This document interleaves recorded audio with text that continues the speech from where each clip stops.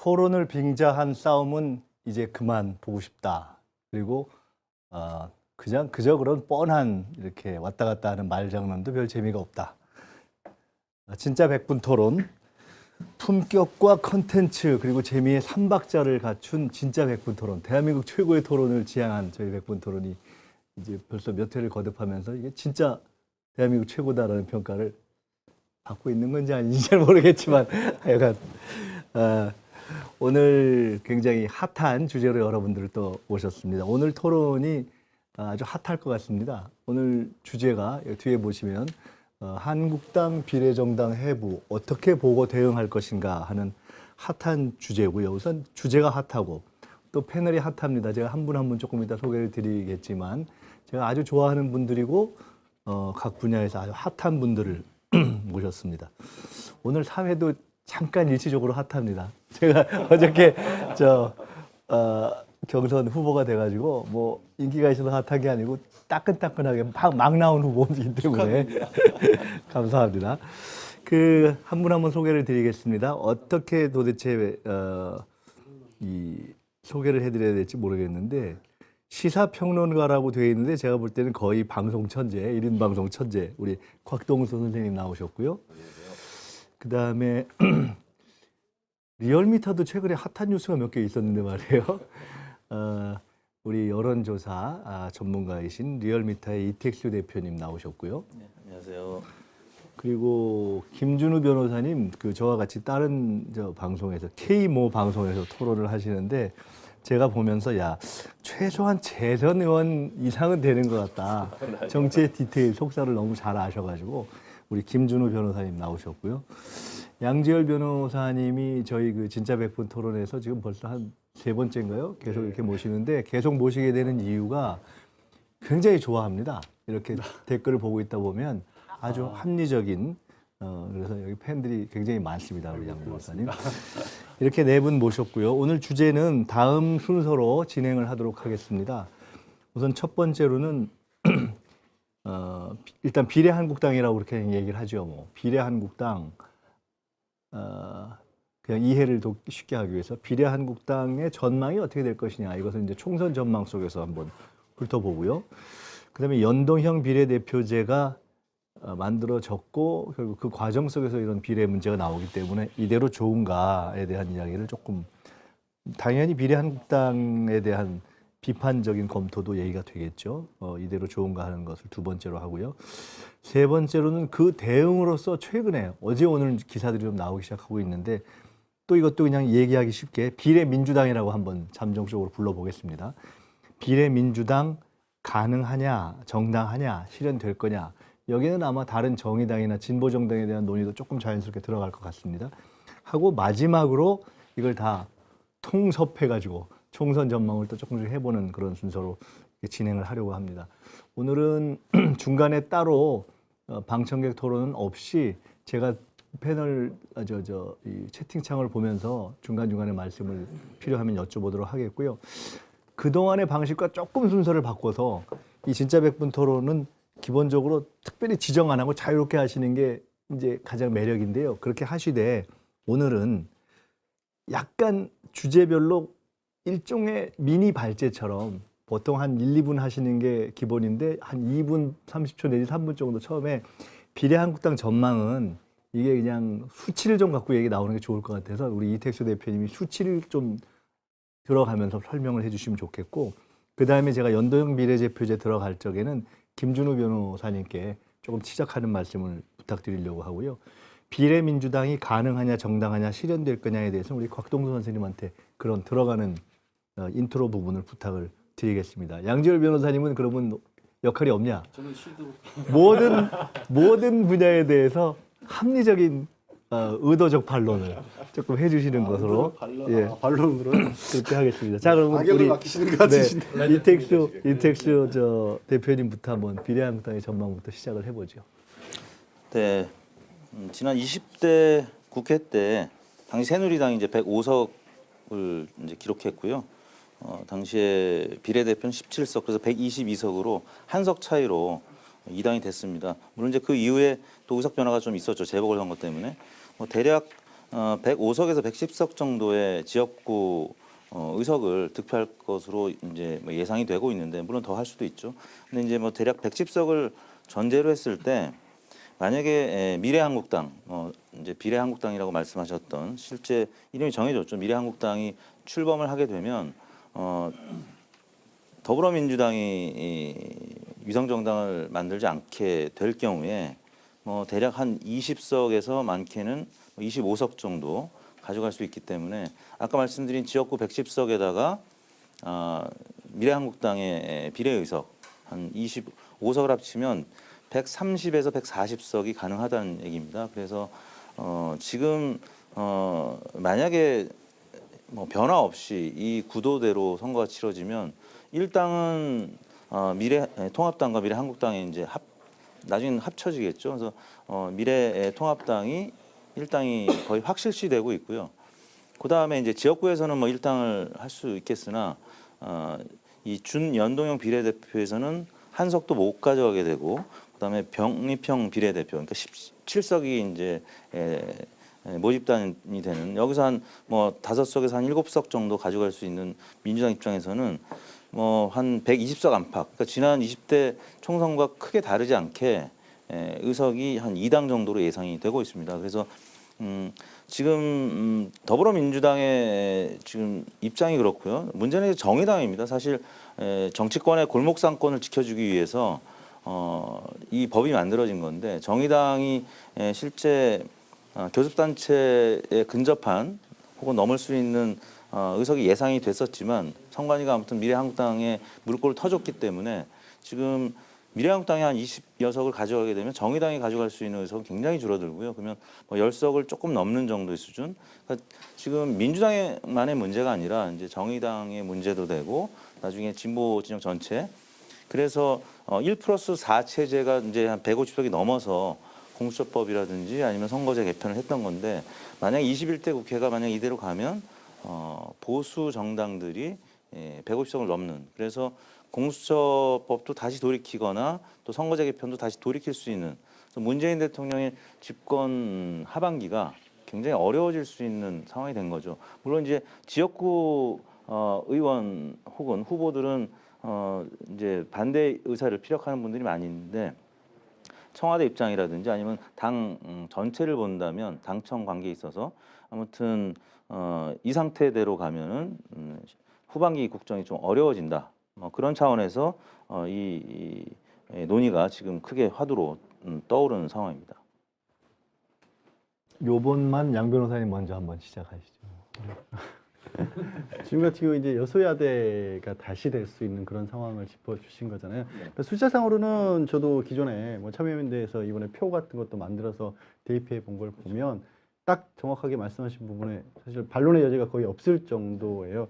근데 다만 이제 한 가지 오면서 제가 든 생각 중에 하나는 지금 구도가 워낙 이게 좀 양쪽 진영으로 팽팽하게 나눠지는 강하게 되는 구도다 보니까 어찌 보면은 범진보 쪽에 좀 집결력 같은 것이 조금이라도 올라갈 여지는 혹시 없는지 그것도 한번 여쭤보고 싶고 그다음에 지역구에서 이게 좀 엉뚱한 얘기긴 한데 민주당이 기존 지역구 특히 부울경 중심으로 해서 오히려 더 빠지는 경우가 생기면 차라리 전체 정당의 어떻게 보면 지지율 자체가 또 떨어질 수도 있기 때문에 그게 역으로 비례에서는 조금이라도 좋은 쪽으로 작용할 수도 있는 게 아니냐라는 좀 생각도 해봤거든요. 네. 그런 산술은 불가능한지도 한번 좀 짚어주셨으면 좋겠습니다.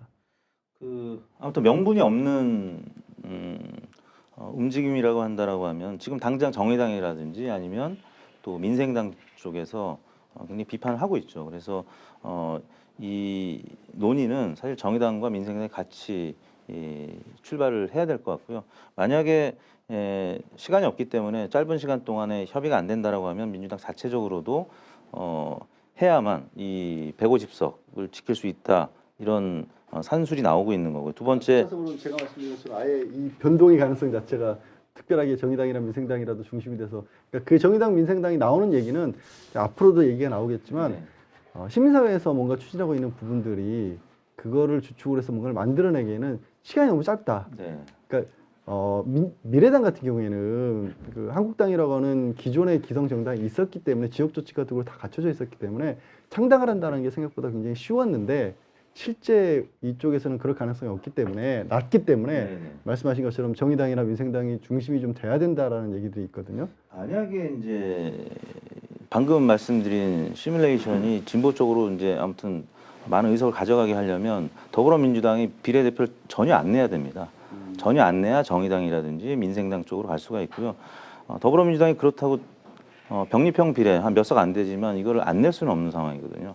그러니까 지금 세 가지 가능성이 있습니다. 지금 현재대로 가는 거, 그다음에 두 번째는 정의당이라든지 아니면 시민단체랑 위성정당을 만드는 거, 세 번째는 미래한국당이랑 똑같이 비례 후보를 전혀 내지 않고 비례 위성정당을 만드는 겁니다.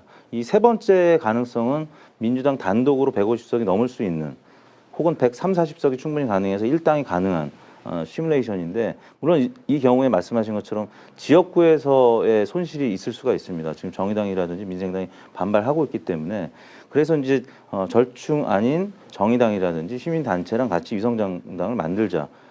더불어민주당의 비례대표는 비례대표대로 내고 이 절충안으로 가자는 게 지금 더 설득력을 얻고 있는데 시간이 이제 아시다시피 한 다음 주 정도까지밖에 없기 때문에 물론 이제 그 이후에도 기존에 창당된 정당을 뭐 인수해서 리모델링하는 M&A 방식으로 할 수도 있겠지만 아무튼 일단 바람직한 거는 다른 파트너 그 진보 야당과 협의를 해서 추진하는 것이 이 방법인데요. 일단 두 번째 언급하셨던 이 지역구 후보들의 반발 이 부분은 또 앞으로 논의를 해야 될 화두가 아닌가 싶습니다. 지금 김석 의원님 굉장히 당황하실 것 같아요. 기승전이 있는데 이제 이택수 대표님이 처음 끝까지 끝에 있는 결론을 이제 앞으로 쭉 가서 두 갈씩으로 진행을 바꾸시니까 저도 이제 그 다음 뭐 어떻게 고민되는데, 그러니까 원론에서 한번 두 가지는 좀 정의 규정에서 좀 구분하고 짚고 넘어갔으면 좋겠다는 생각이 듭니다. 그러니까 미래한국당은 분명히 이제 어디에도 없는 이제 위장 정당이죠. 위장 전입 정당이고 합당을 예정한 정당입니다. 그건 이제 세계사적으로 정치사에 별로 없는 거고, 유럽에서 이제 많이 하는 선거 연합은 선거 전에 혹은 선거 후에도 교섭단체를 같이 이루는 선거 연합의 방식을 열어놓고 있는 경우도 있습니다. 스페인의 포데모스도 유명한 사례이고, 그래서 이거는 어떻게 보면 각자 생존을 보장하고 전제한 상황에서 어떻게 보면 또 분리를 열어둔 상황에서의 선거연합이고, 이 지금 미래한국당 같은 경우 통합을 무조건 결론이 있는 당에서 두 개의 성격은 좀 다릅니다. 그래서 이제 이게 좀 달라서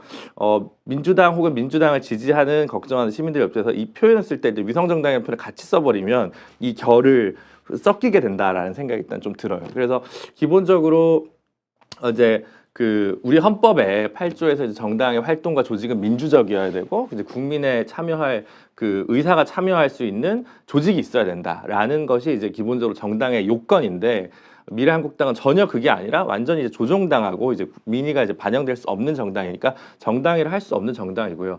근데 이제 그 비례민주당 구상 혹은 비례민주선거연합당 구상 같은 경우는 그 구상이 현재 구체화돼 있지 않은 상황에서 사실 평가를 이게 그냥 옳다 그러다 뭐 이렇게 원론적인 차원에서 접근할 때는 좀 아직 판단하기는 좀 어려운 점이 있는 것 같습니다. 아마 그 시민단체 한 군데에서 아마 내일 기자회견을 해서 본격적인 구상을 풀어놓을 것으로 알고 있는데요. 그래서 그런 전제하에서 좀 토론을 이어갔으면 좋겠다는 생각이 들고, 근데 저는 이제 개인적으로 고민은 이게 이제 일단 그 제가 이제 1월 말에 지금 이제 사라졌습니다만 민주평화당에서 개최한 선거제도 개혁안 위성정당 비판을 위한 토론회에 가서 그때도 그런 얘기를 했거든요.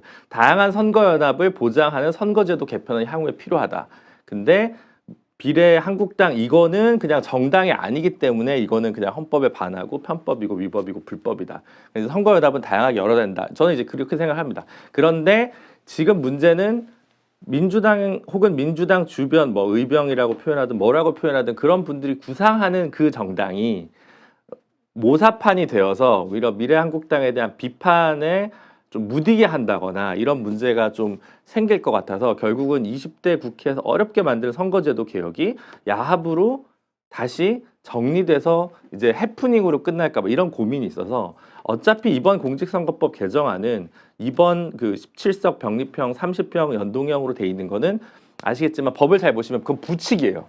17석은 사실 사라져서 47석을 전체를 준연동형으로 22대 국회 총선 때는 하도록 지금 법은 되어 있거든요. 근데 그렇게 될 리는 없을 거고 어떻게 보면 이게 굉장히 한시적인 생명력을 갖는 지금 법안인데 이거에 대한 또 한시적인 대응을 했다가 장기 추세에 봤을 때 후배 세대, 미래 세대한테 과연 집권 정당이 어떤 책임감 있는 메시지로 과연 설득할 수 있을 것인가?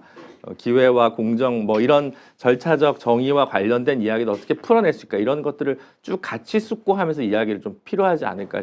초능을 다투다가 오히려 한 점, 두 점, 그러니까 그건 저 이택수 대표님은 저는 좀 다를 수 있을 것 같습니다. 정확히 통계와 데이터를 보시니까 제가 이제 뭐 충분히 틀릴 수 있다고 생각하는데 한 점, 두 점 더 먹으려다 오히려 대마를 놓치는 건 아닐까라는 고민이 좀 들어서 그런 열린 결론을 가지고 오늘 좀 100분 토론을 채웠으면 좋겠습니다. 잠깐만요. 지금 김준우 변호사님이 여러 이슈를 동시다발적으로 지금 쏴주셨어요. 근데 이제 두 번째 다루려고 했던 연동형 비례대표제가 이대로 좋은가도 일부 지금 이제 커버를 해주셨거든요. 그래서 그 부분이 자연스럽게 어차피 넘어가야 되는데 넘어가기 전에 이게 다탄두를 쏴주신 걸 좀 정리를 해서 우리가 좀 확인하자면은 우선 원래 첫 번째 우리가 얘기하려고 했던 게 일단 미래한국당 또는 비례한국당이 어느 정도 의석을 차지할 거냐에 대한 전망, 팩트 자체에 대해서는 데이터를 갖고 좀 해보자라는 걸 첫째 했어야 되는데 그에 대한 전망 자체에는 이견이 없는지가 하나 조금 확인이 될 필요가 있고요, 전망을.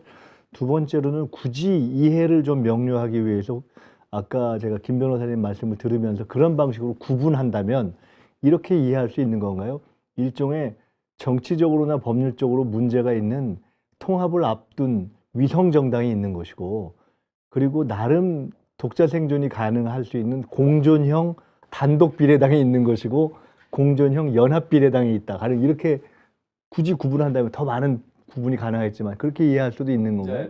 그러면 자 그렇게 정리를 조금 해놓고 요것에 대해서 의견이 있으신 분만 좀 코멘트를 하고 두 번째 넘어가면 어떨까 싶어요. 일단 전망이 어떤지. 저는 아주 단순하게 그냥 어떤 사람들은 그 법칙을 설명해야 되면 법률은 어렵습니다. 문자도 어렵고. 근데 그 어떤 할머니를 보면 되게 요약을 간단하게 잘하세요. 제가 이 선거법 보면서 그분 제가 아는 어르신 한 분이 요약하신 거 보면 민주당은 집권하고 나니까 조금 더 진보 쪽에 어차피 민주당에게 하고 정당은 비례정당은 정의당을 뽑던 그런 녹색당을 뽑던 이런 사람들이 있었으니까 그냥답게 조금 운신의 폭을 넓혀서 정당 지지율 높은데 10% 되는데 의석이 10개는 못 가져가고 한 뭐 서너 개 가져간다 이러면 그보단 더 갖게 해주자라고 마음을 통을 썼고 그 밑에 있는 동생이라고 하던 조금 더 좌쪽으로 가 있는 당들은 좋아 그러면 우리도 이렇게 하면 되겠지 했고 선거법을 열심히 했어요. 근데 국민들이 그 과정에서 지켜보니까 풀어나가는 게 영 힘든 거예요. 왜?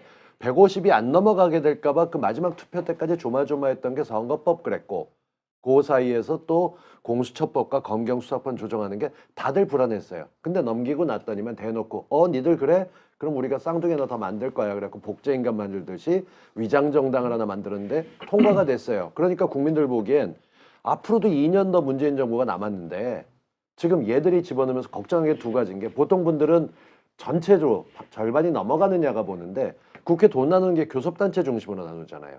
근데 이게 20석 이상 만약에 넘어가서 교섭단체가 두 개가 돼버리게 되면 자유한국당에 있던 게 분리돼갖고 비례 무슨 통합과 비례 한국과 뭐 이러고 나가면 얘들이 두 개 돼버리면 끽소리도 못하게 돼서 몰리는 거니까 걱정을 하는 거예요.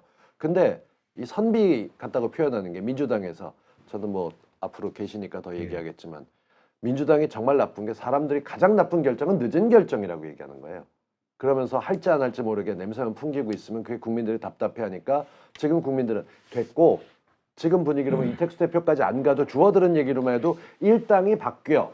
그러면 그 다음에는 문재인 정부가 힘들어.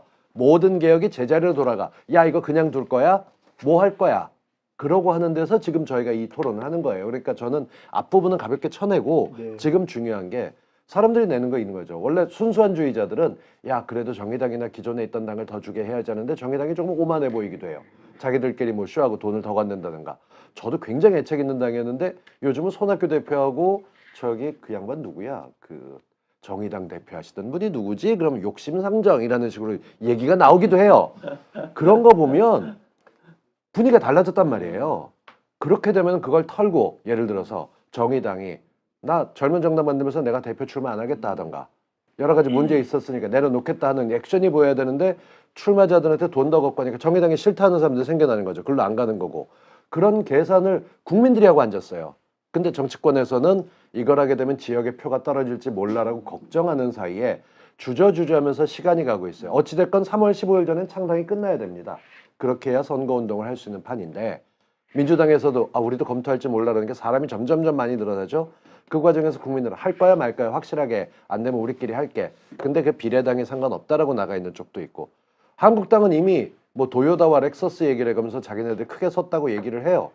국민들 보기에는 위장이고 이건 진짜 위장 전입당인데 얘들이 지금 나와 있어요. 국민들 걱정은 알겠고 제도 바꾸는 건 좋은데 당장 어떻게 할 건데 이 답에 대해서 정치권이 답을 못 주면 민주당은 선비 역할을 했다고 욕을 먹을 것이고 나머지들은 뭉쳐서 나오지 왜 쪼개져서 나와. 예전엔 단일화를 못했다면 이제는 비례당으로 나갈 거 뭐 하나를 못 뭉쳐서 이를테면 지금 민생당하고 정의당이 서로 예전에 같이 교섭단체 하려고 그랬었잖아요. 그것도 못하고 있단 말이에요. 지금 어떻게 될지도 몰라요. 그런 상황 속에서 국민들 걱정이 더 커져가니까 이건 잘못하게 되면 지역이 아니라 선거판 자체가 완전히 다르게 예측해 갈 수 있어요. 저는 빨리 결정해야 된다고 봅니다. 정답이 있는 건 아니니까. 이제 아까 제가 이제 반론, 이제 의도적 반론을 하느라고 이택수 대표님께 사실은 좀 이게 달라질 가능성이 있냐라는 말씀을 드렸는데 저는 사실은 개인적으로 달라질 가능성을 못 찾고 있어요.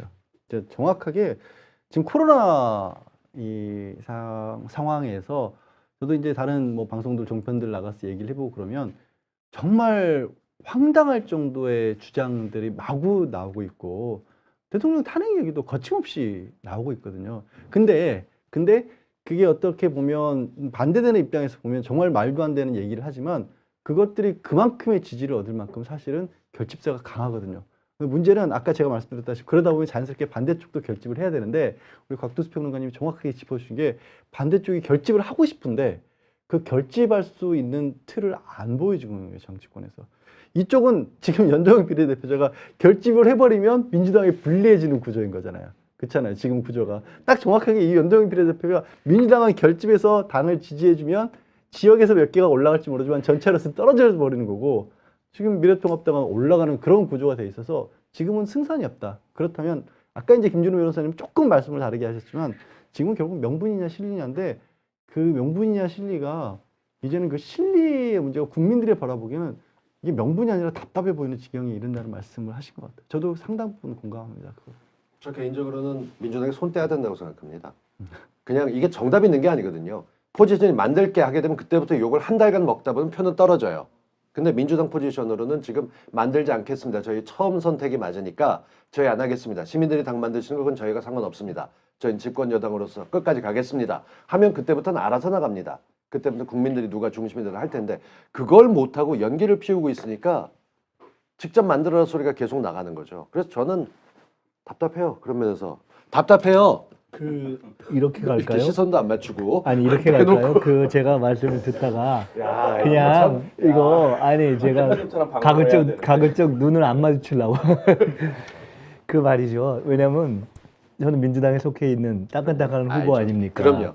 24시간 저희는 가급적 얘기를 안 해야 돼요. 그냥 머릿속이 아무리 복잡하더라도 일단 결론적으로 저는 얘기를 안 하는 게 좋다고 지금 생각을 하는 그래도 거예요. 이 자리에 앉아 있었으니까 누명 쓸 가능성이 굉장히 높아요. 네, 그런데 그래서 제가 지금 그냥 이 진행과 관련해서는 이거 순서를 바꿔버려야 되겠다는 생각을 순간 했습니다. 그러니까 중간에 연동형 비례대표제들이 좋은가 이거는 그냥 마지막으로 빼겠습니다. 그러니까 이런 걸 다 짚고 나서 이거 어떻게 할 거냐의 문제로 넘어가면 되고 비례한국당 전망 얘기하면서 자연스럽게 막 섞이잖아요. 그러니까 조금 다양하게 그냥 막 해보시자고요. 그래서 어차피 중간에 10개 나왔으니까 지금 전망에 대해서 뭐 이견이 없다는 거 아니에요. 그러면서 사실 전 약간 고민이었는데 왜냐면 네. 이렇게 해서 합당을 하면 한국당 진영이 1당은 될 텐데 과반수는 될까라는 거에서 전 약간 물음표는 좀 있거든요. 그러면 예를 들어 뭐 이제 민주당, 정의당 그리고 민생당 합쳐서 여기 이 세 당 혹은 뭐 무소속 한두 분까지 해서 이 포지션이 과반을 살짝 넘길 수도 있지 않을까라는 이제 판단이 있었는데 과반이냐 아니냐만 하지만 여전히 그래도 일당은 좀 놓칠 수는 있는데 그거는 좀 있을 거의 확실하다고 보는 거죠. 네, 그거는 이제 어쨌든 그 비례 의석을 배분하는 과정이 각 당이 어떻게 했고 또 봉쇄 조항을 넘는 당이 몇 개 나오느냐에 따라서 조금 달라지는 부분이 있기 때문에 여지는 좀 있습니다만 어쨌든 기본적으로 뭐 말씀인데 과반수까지는 아니지 않을까. 물론 이제 말씀하신 대로 일당이 결국 국회의장직을 가져가기 때문에 그에 따른 이제 또 국정 운영의 드라이브를 거는데 이니셔티브를 잃어버리는 위험은 분명히 있지만 어쨌든 뭐 그런 고민이 좀 든다. 자, 보시는 분들이 답답하실 수 있을 것 같아요. 저희가 이제 전망의 얘기를 이제 우리가 여론조사나 수치까지 인용해서 쭉 했는데 우리 곽 선생님 말씀에 의하면 시중에서는 이미 결판 났다 이거 아니에요? 지금 다들 판단 끝났다는 거 아니에요? 그러니까 그걸 갖고 뭘 복잡하게 얘기하냐 지금 이거 아니에요? 그러면 자, 틀릴 가능성이 있지만 거의 현 상황 그대로 가면 보수 일당이 거의 가능성이 높다. 뭐 100%라고는 없을 거니까 그걸 전제로 하고 그럼 어떻게 할 거냐의 문제에서 비례민주당이 뭐 가능하냐 정당하냐 실현될 거냐를 했는데 아까 얘기를 조금 더 해보세요. 아예 발제한다고 생각하시고 그러니까 그게 민주당이 끼지 말라는 게 결론입니까? 하긴 해야 된다는 게 결론이면 뭐예요? 뿐이고요. 한번 민주당이 할 거면 이번 주 내에 선언해야 됩니다. 뭐가 됐건 한번 조금 말씀을 더 해주시면 그러니까 여기는 민주당의 다양한 입장은 입장이 딱 나올 거예요. 선택이 그러니까 길은 세 개인데 하나는 하겠다. 욕 먹어도 이해찬 대표가 은퇴하신다고 했으니까 선거법 바꾸면서 지형을 넓히고자 했지만 뜻대로 돌아가지 않고 대놓고 편법하는데 이번에 가만히 있다 일당을 뺏길 수 없습니다. 문재인 정부의 성공을 위해서 저희도 민주당을 만들겠습니다. 성원해주신 국민 여러분, 지역에 계신 분들은 원성은 있겠지만 하고 그때부터 대놓고 나가는 방법이 있습니다. 이건 대표만이 가능합니다. 두 번째, 이인영 원내대표쯤에 나가서 저희는 전공을 지키고 정론대로 그냥 가겠습니다. 시민들의 뜻에 따라서 가신다면 저희가 협조하겠습니다만 그것만은 잘 모르겠습니다 하고 끝내는 방법이 있고 세 번째는 지금처럼 문기적되면서 다음 주까지 넘어가서 아무것도 안 나는 사이에서 그제 가서 저희는 결론 내는 방법이 있을 텐데 저는 걱정하는 게 지금 변호사님 말씀하셨던 거하고 똑같은데 김준호 변호사님 말씀하신 대로 제가 생각하는 건 사람이에요. 일당이 150이 안 될 수 있어요. 근데 그렇게 되면 안철수 대표 진영에 있던 사람들이 슬금슬금 지금 통합당 다 기어들어갔잖아요. 뽑힌 의원들이 무소속으로 돼 있는 사람들이 어디 갈지가 보면 전 그게 변수가 최소한 5석 이상 된다 봅니다. 그러면 그쪽은 확실하게 과반도 넘고 만약에 통합해서 국회의장을 내놓긴 하지만 그렇게 되게 되면 자 탄핵합시다가 첫 번째로 나올 거예요. 그걸 촛불 들고 탄핵시켰던 국민들이 그리고 지금 놓고 앉아서 그 조국 문제 때문에 계속 들고 나서 국민들이 보기에는 집어 던지게 된다고요. 얘들 뭐 하는 거야? 라고 얘기하는 거죠. 그러면서 한쪽에서는 뭐라고 할 게 뻔한데 결정을 내주기만 하면 뛸 선수들은 나와 있어요. 지금 뭐 여러 개 창당 비례당이 나간다 하지만 민주당의 결정이 제일 먼저입니다. 그게 집권 여당으로서 결정이 나오면 저는 그게 어떤 식으로든 받아들이겠다라는 자세고 사람들이 분명히 줄 서서 그쪽 당으로 들어갈 사람들이 있을 거란 말이에요. 무소속이 서너 개에서 5개까지 나오니까 그들이 그렇게 옮겨가게 되면 대놓고 지는 싸움인데 저는 더는 지는 건 안 보고 싶어요. 끔찍해서 저쪽에 이기고 나면 뭐 하겠다고 떠들잖아요. 제가 원래 이렇게 과격한 사람이 아닌데 오늘 너무 얌전하신 분들만 나왔고 공중파 아니에요. 좀 얘놓고 얘기 좀 해요. 이택수 대표님도 그렇고 분위기 좀 살립시다. 이거 오늘 너무 침울해.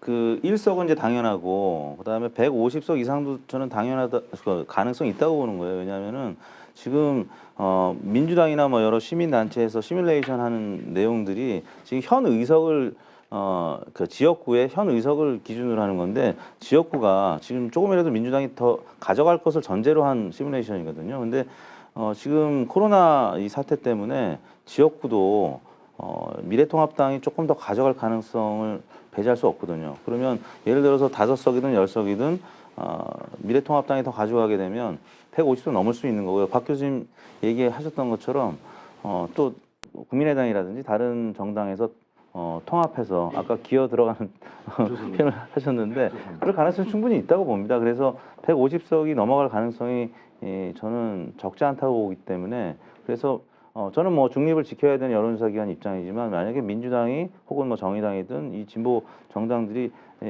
뭔가 결단을 내릴 거면 빨리 내려야지 150석을 저지할 수 있다. 안 그러면 판은 보수 쪽으로 확 넘어갈 수 있다. 저는 그렇게 전망을 하고 있습니다.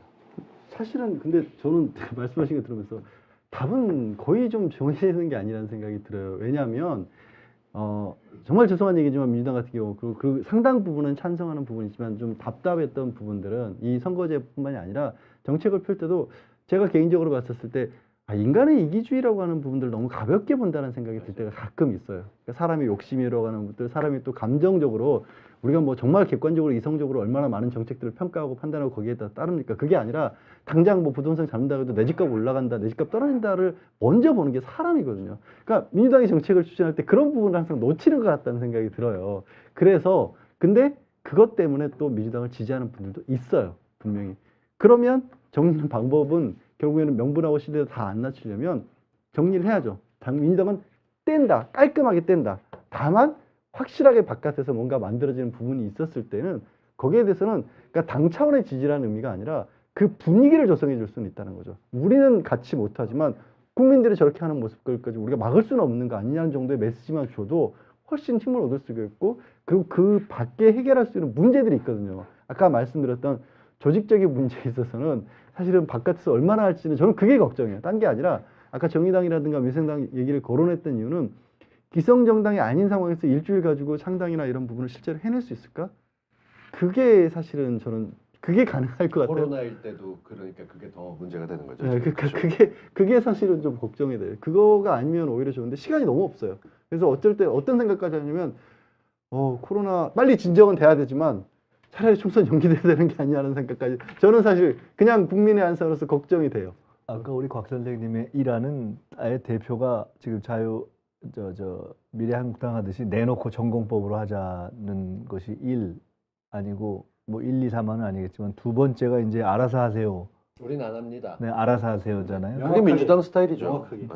근데 우리 양 변호사님은 알아서 하세요가 일단은 지금 맞다고 보시는. 저는 개인적으로 지금으로서 확실하게 해주라는 거죠. 저도 그게 옳다고 봐요. 알아서 하세요의 그 진의가 그러면 우리는 비례대표 명부 제출하지 않겠다라는 정도까지인지 아니면 뭐 컷오프된 의원님들을 꿔주기를 해가지고 위상정당에서 의석수까지 해서 순번을 올리는 것까지 할 건지 거기서도 또 온도차와 이제 속도랄까 깊이랄까 이게 좀 다른 부분이 있겠죠. 네. 말씀하신 부분은 이제 17석에 해당되는 병립형 비례는 내자라는 쪽인 것 같아요.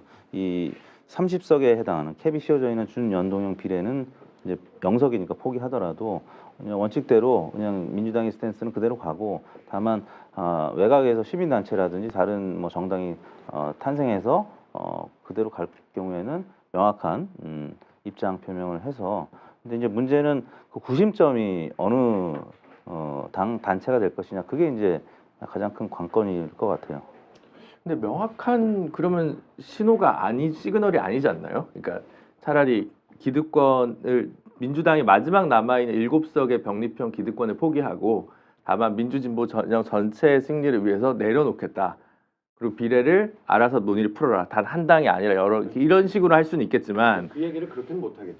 근데 이제 되게 애매하게 명분을 작성해놓고 이제 이렇게 한다는 거는 조금 약간 그 곽종수 대표님이 얘기하시는 이두저도 아닌 그 어떤 선비적인 걸로 보이지 않을까요? 대놓고 그냥 대놓고 저희는 비례정당 안 만듭니다. 반칙하는 미래한국당이든 헌법소원냈던 정의당과 같이 해서 저희는 한국의 정치를 올바로 세우겠습니다. 비례정당 논의가 나와서 혼란 드린 점 죄송합니다. 그렇게 하면은 그것까지 끝내고 나면 왜 오래 산 부분들 보면 눈치 딱 봐갖고 갑자기 이게 싸울 모든지 아닌지가 나오는 것처럼 딱 보면서 그래 그러면은 컷오프 했던 의원들을 움직일 수도 있겠죠. 당의 뜻과는 상관없이. 어차피 컷오프 됐고 끝났으니까. 그리고 다른 쪽에서 그래 그러다 보면 모여서 뭔가 그림을 그리자는 세력들이 생길 수가 있는 거고 우린 민주당과 전혀 상관이 없습니다.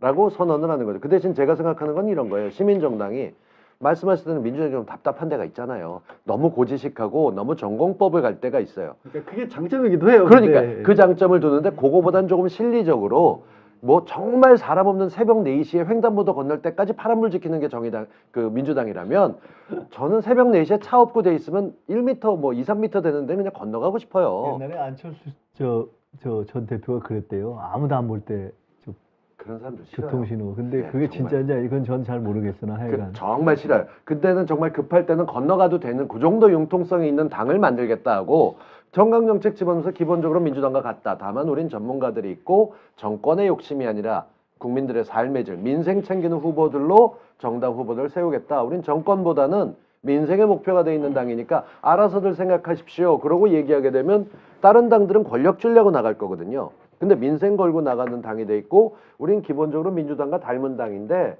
민주당과는 상의된 게 없지만 공교롭게도 그냥 컷오프된 의원들이 몇 명 와 있고 그래서 번호도 조금 찍기 편하게 앞에 가 있고 그러다 보면 누군가 나왔던 사람들이 할 수도 있고 이런 그림을 바라는 건데 민주당은 끼면 안 된다는 거죠. 자, 여기서 이제 사회가 좀 모험을 좀 해야 되는데요. 왜냐면 사회가 제가 현재 이제 제가 소속돼 있는 당의 입장에 묶여서 아예 논의 자체를 진전을 안 시키면은 이 토론 자체가 진도가 안 나갈 것 같아서 제가 잠시 모험을 하겠습니다. 그러니까 이런 전망 하에서 이것이 아까 뭐라 했어요? 전공법으로 하든 알아서 하세요로 하든 만약에 그런 것이 진도가 나간다 라고 했을 때 발생할 수 있는 여러 가지들을 생각해 보고 토론을 해보면 현실의 문제를 생각하는데 상당히 도움이 되실 수 있을 것 같아요. 그 예를 들어 제가 지금 오늘 기사들을 다 제가 보고 오지는 못했는데 가령 이런 질문들이 나올 수가 있을 것 같아요. 아니 근데 저게 전공법이든 알아서 하세요든 비슷한 취지로 보이는 게 여러 개가 있네. 당장 뭐 오늘 정몽주 의원의 저 더파란 유당도 있고 또 지금 아까 말씀에 의하면 누가 말씀을 좀 한번 들으신 게 있으면 해주시면 좋겠는데 뭐 이런저런 갈래가 있다는 거 아닙니까? 그럼 이건 어떻게 되는 거지? 하는 문제가 하나 있을 수 있어요. 가령 이 문제도 짚을 수 있을 것 같고 두 번째로는 그럼 저게 아까 진정한 의미의 위성정당은 하다가 이제 고통합을 전제로 하는 건데 이게 과연 그렇게 되는 거야? 아니야? 그럼 도대체 저게 정당으로서는 어떤 기능을 하는 거야? 도대체 뭔 당이야? 아무리 그렇다 하더라도 저게 무슨 정책만 하는 거야? 뭐 이런 것들이 있을 수가 있을 것 같아요. 또 하나 궁금증은 그럼 도대체 그 비례는 언제 어떻게 선출하는 겁니까? 이렇게 복잡한데 이런 등등의 이제 우리가 의협심과 혈기로는 막 이제 질러실 수 있는데 하는 문제들이 나올 것 같아서 한번 이제 저는 모험할 거 다 했습니다. 한번 이제 어디가 모험은 잘 모르는 것 아니, 같은데요. 아니, 크게 모은 거 아니에요? 아니 왜 여기서도 하셔야죠. 아니 그러니까 진짜 아까 제가 몇 번 말씀드린 것처럼 저도 이런 오죽했으면 제가 사실 불가능하다는 알면서도 차라리 총선이 연기됐으면 좋겠다는 생각까지 할 정도로 좀 답답하거든요. 근데 지금 말씀하신 걸 들어보면 잠깐만요. 여기 지금 답답해서 못 보신다고 하는 분들 많습니다. 근데 아. 뭐 웃자겠습니까? 여기는 좀 안 답답하게 해보세요. 그러니까 저는 이제 사실은 뭐 당에 있거나 시민단체에 있지는 않기 때문에 사실 약간은 좀 질문 드리는 입장이 될 수도 있을 것 같아요. 뭐냐면 지금 말씀하신 걸 들어보면 이제 기성정당의 틀 안에서 생각하실 수밖에 없어요. 당연히. 그리고 이게 제가 외부에서 봤었을 때도 민주당이 입장이라는 게 있고 민주당의 움직이는 방식이라는 게 있고 또 바깥의 시민단체는 약간 다릅니다. 분명히 달라요.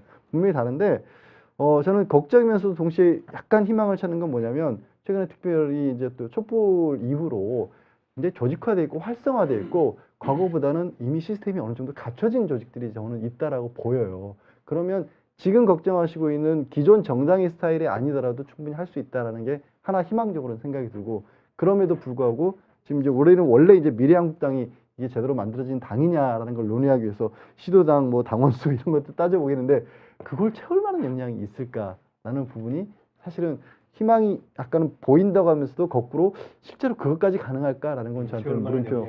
예. 정당법상 이렇게 요건들을 다 갖출 5개 수 시도 있을까? 이상의 이제 그게 3월 14일까지인가 3월 15일까지인가 네. 만들어야 되거든요. 그게 가능할까는 저도 굉장히 큰 고민이에요. 그게. 그러니까 무슨 폭탄 터지듯이 지금 숫자 눌러놓고 줄타 들어가니까 그러니까 채팅창에 사람들이 그렇게 얘기하는 거죠. 그걸 맞춰도 아슬아슬하게 땡할 것 같으니까. 게시판에 보니까 김민석 의원님은 다 보관이 있는데 말을 못 하시는 걸로 이제 시청자분들이 아이고, 생각하시는 것 같은데. 저분들이. 예. 근데 제가 저는 그러니까 그 국민들이 똑똑하고 유권자가 똑똑하니까 적절한 시그널만 보여주면 된다라는 것보다는 이왕 할 거면 좀 더 적극적인 메시지를 갖고 했으면 좋겠다는 생각이 들어요. 그냥 이렇게 왜냐하면 이중적으로 보다는 오히려 또 어그레시브하게. 그러니까 패스트트랙 4+1 결국은 검찰개혁 선거법 법안으로 치면 한 서너 개 법안만의 원포인트 협치였어요. 사실 촛불개혁연대를 쭉 이어갔던 협치는 없었거든요. 선거연대를 한다고 한다면 뭔가 촛불개혁연대를 충분히 하지 못했던 것에 대한 자기 평가도 하고 그를 기반해가지고 뭔가 좀 더 메시지를 긍정적으로 해야지 꼼수에 다시 꼼수로 대응한다로밖에 해석이 안 되면 스윙 보터층이나 뭐 무당층에서 어떤 호소력이 있을까? 각자 그냥 자기 진영의 표를 최대화하기 위한 그것만 있고 자당의 이익만 있고 근데 이제 두 분이 하신 말씀이랑 반대죠. 그러니까 선비인 척하는 걸 좋아하는 사람은 보편을 추구하는데 국민의 대다수는 욕망을 추구하죠. 근데 여기 이제 불일치가 있는데 이거를 어떻게 잘 조화롭게 만들어나는 게 이제 정치라는 예술이 이제 행해야 되는 어떤 업이라고 저는 생각을 하거든요. 근데 이제 좀 그래서 저는 이왕 예를 들어 할 거면 민주당이 비례 의석에 대해서 과감하게 뭐 그 병립형 남아 있는 7석도 포기하는 방식으로 화끈하게 가는 거 하고 본인들의 기득권이나 그런 부분을 더 내려놓으면서 그러니까 잃으면서 넓게 가는 방식을 그것을 사실 제대로 안 했기 때문에 그러니까 우리가 그동안 부당이득으로 10석 부당이득이 있었고 한국당이 부당이득 10석 있었는데 이 20석을 3당 이하에게 주자. 이게 이번 선거법 개정의 핵심이었단 말이죠. 10석만 내려놓자. 근데 더 내려놨지 못했기 때문에 이런 꼼수들이 막 생긴 거예요. 제도를 갖고 올 때는 사실 그대로 컨트롤 CV를 해야 문제가 없는데 애매하게 절충해가지고 이렇게 한국식으로 절충하다가 문제가 생긴 거라고 생각을 하고 그런 점에서 봤을 때는 할 거면 더 포기하는 과감한 제안에 응해라라는 혹은 그렇게 화답해야 되지 않냐라는 거죠. 김 변호사님 말씀을 다 이제 이해하면서 본인의 취지가 그런 것이 아닌데 하나 조금 이렇게 아마 다른 의미로 쓰셨을 거라고 생각돼서 하나만 저기 한다면 국민의 대부분은 욕망을 추구한다라고 하신 것은 아마 그것은 욕망이 아니라 현실에 있어서 명분 때문에 현실이 뒤로 가는 것을 참기는 어렵다 하는 것을 아마 그런 뜻으로 이해하시면 될 것 같고요. 정정해 주셔서 감사합니다. 그러니까 첨언을 하자면 그 말씀하셨던 부분, 그러니까 비례를 민주당이 포기하는 거 이게 사실 입법 취지하고도 사실 좀 어느 정도 괴를 같이 하고 명분도 되고 그리고 현실적으로 진보 진영 전체를 보면 보수 진영에 빼앗기는 비례 의석을 최대한 줄이는 방법이기도 해요.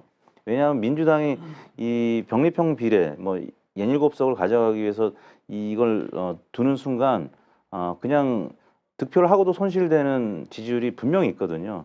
그래서 이걸 아예 그냥 캡을 완전히 씌워버리면 정의당이라든지 민생당 같은 다른 진보 야당에 돌아갈 의석은 굉장히 많이 늘어납니다. 그런 차원에서는 보수의 150석을 저지할 수 있는 현실적인 또 실리도 챙길 수 있다. 저는 갑자기 그런 생각이 드네요. 저는 정말 싫어요 그런 얘기가. 그러니까 제가 좋아하는 이슈 때마다 김준호 변호사가 나오셔가지고 사실은 굉장히 많이 봤어요. 양재열 변호사가 뭐 워낙 제가 잘 뵀었고 이슈했었던 거에서 그러니까 저는 얘기하면서 저보다 약간 왼쪽으로 가 있는 저런 분이 계신 게 좋아요. 사실은 자주 뵀으면 좋겠고 저는 얘기 못해요. 왜냐하면 그거 뭐 내려놓으라고 7석 미쳤죠. 그거 7석 달라면 얼마를 고생해야 되는데. 그러니까 저는 제가 정말 죄송합니다. 제가 홍보 좀 했습니다. 제가 오늘부로 구독자가 확 줄거나 확 늘거나 할 겁니다. 이 얘기 하게 되면 정말 순수주의자들은 다 구독 취소할 거고 빨리 해보세요.